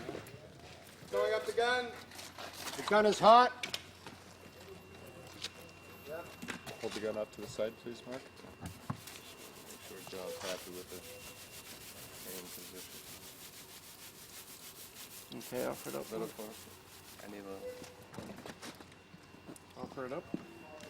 Stand against everything you know about guns. There we go. Yeah, just get your chin down a little. Yeah, there, that's the look. That's it. Okay, JJ. Turn up the fans. Ready? And 3, 2, 1, go! Cut. It's been a long, grueling, terribly difficult picture, but that's a wrap for Max Payne!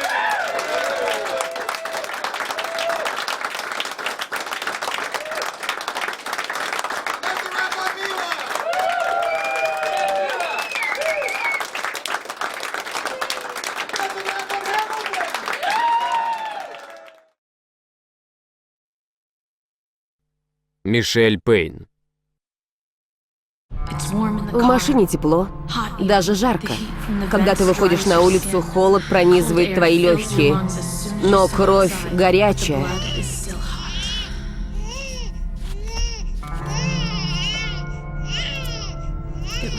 Наконец-то я дома. Макс мне сказал, если ты увидишь их, они тебя убьют. Но Макса нет дома. Как они здесь оказались?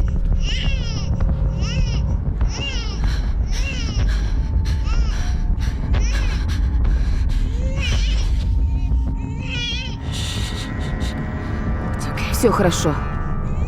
Все нормально. Это я. Прошу вас, не надо. Не делайте этого. Извини. Но у меня нет выбора.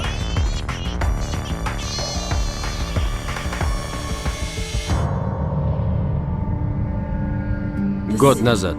Город живет и дышит. 19 миллионов душ находятся в этом городе. Но если ты хорошенько присмотришься, то ты увидишь то, чего не видят все остальные. Правду. Мишель, пора вставать.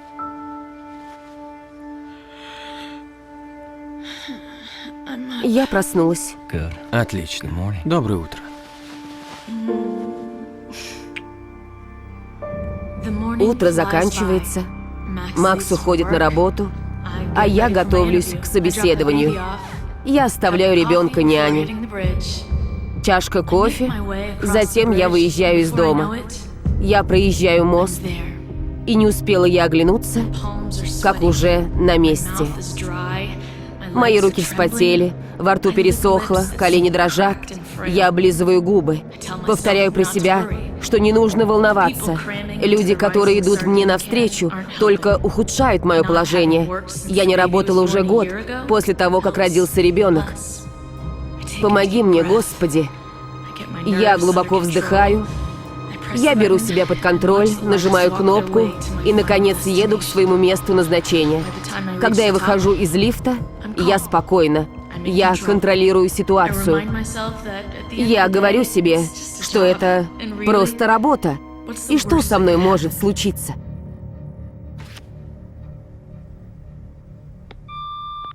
Мисс Хорн, пришли на собеседование. Пусть войдет. Вы профессионал своего дела, имели дело с военными контрактами и так далее. Но вы немногого добились. Я старалась. Прошу вас, не надо. Вы то, что нужно. Именно такую девушку мы ищем для нашего исследования. Начнете со следующей недели. Мы начинаем последние испытания на людях, и мне нужен умный и профессиональный человек, чтобы не было никаких проблем. Испытания на людях? Да. Это проблема для вас? Нет. Никаких проблем. Отлично. Замечательно. Проект Валхалла. Дела плохи. Послушай меня внимательно. Успокойся и сделай глубокий вздох. Как только успокоишься, начни заново. И на этот раз не торопись. Многие недовольны проектом. Это наркотик. Как испытуемые реагируют на прием лекарства? Такого мы еще не видели. Но тесты показывают, что испытуемые слишком быстро привыкают к нему. Такого еще не было в нашей практике. Один из испытуемых сбежал и начал слежку за одним из ученых. Я слышала. Об этом позаботиться. Позаботиться? Мы закрываем программу с заключенными и переходим к стадии военного тестирования. Я думаю, что наши усилия должны быть направлены на увеличение мощи военного состава и поднятие боевого духа. Но разве разумно продолжать проект, когда... Все уже решено.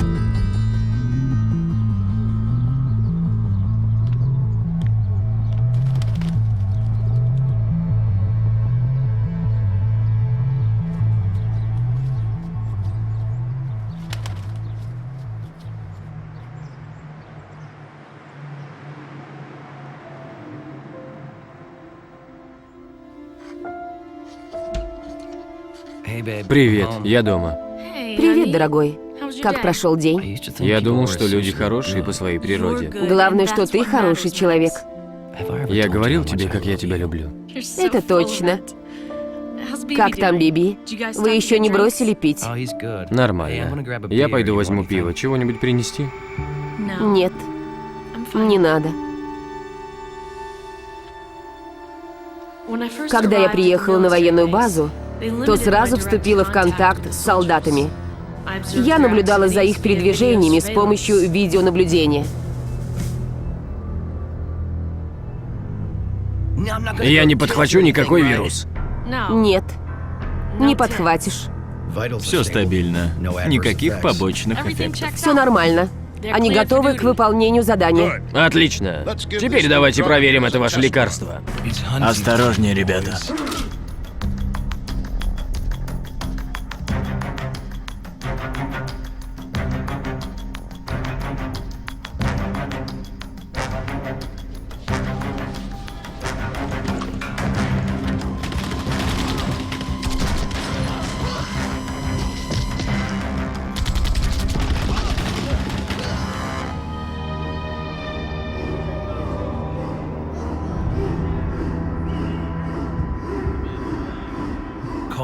Звони бис.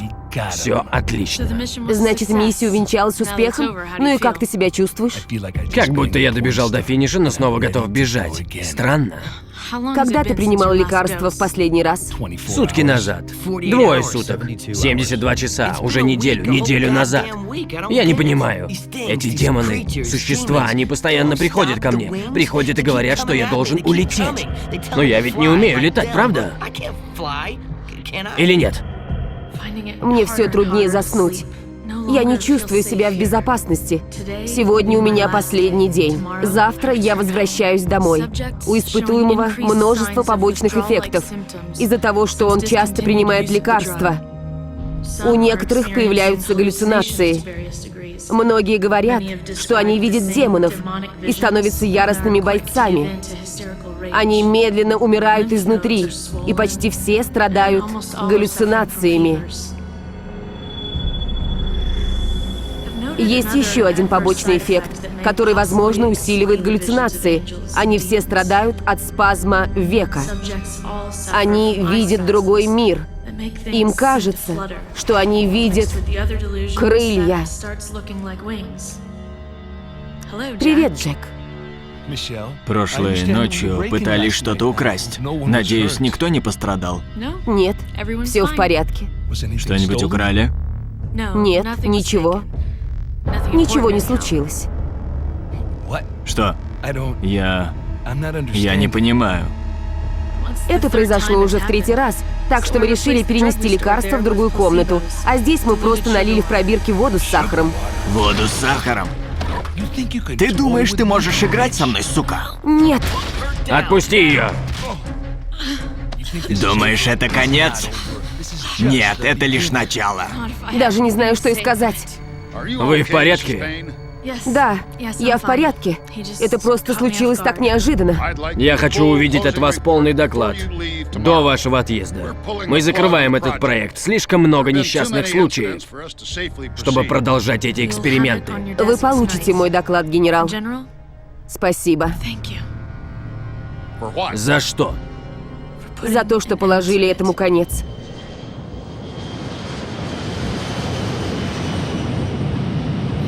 Впервые за последние несколько недель я была спокойна.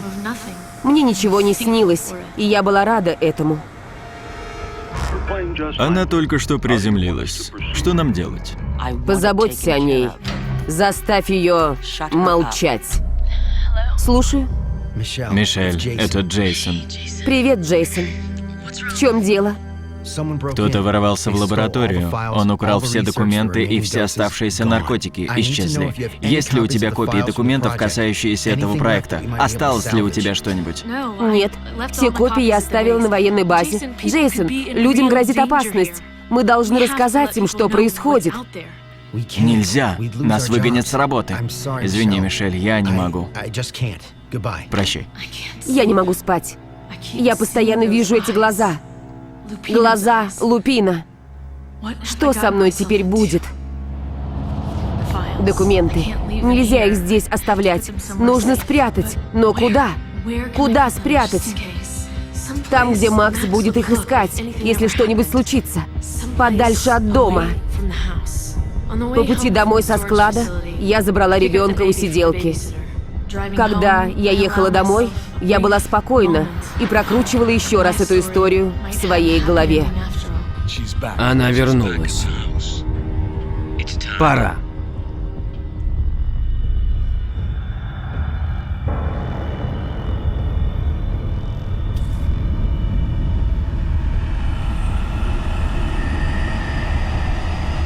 За дело.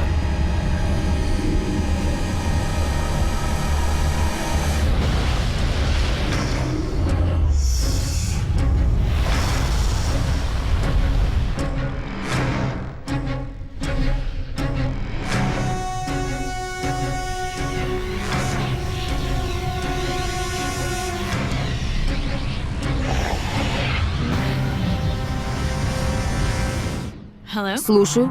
Привет, Мишель. Макс. Биби скоро приедет. И ему нужно с тобой поговорить. Это очень важно. Хорошо. Увидимся позже. Ладно.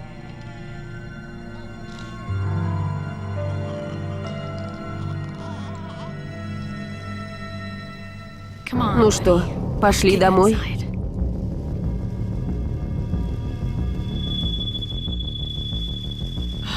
Нет.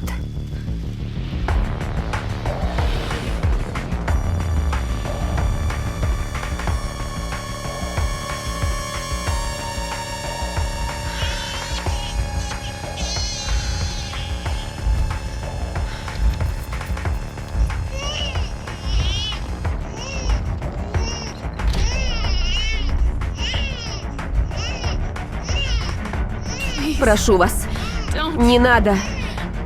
Не надо, не делайте этого. Извини, но у меня нет выбора.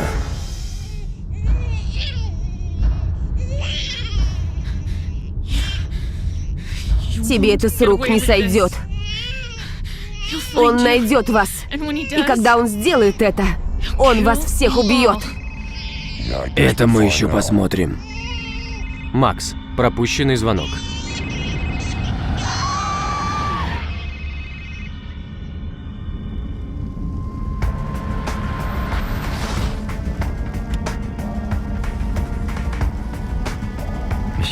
Мишель.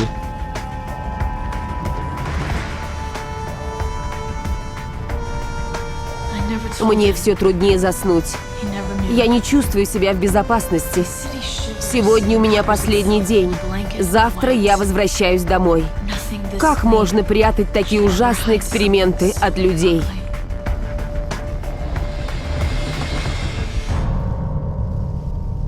Начало.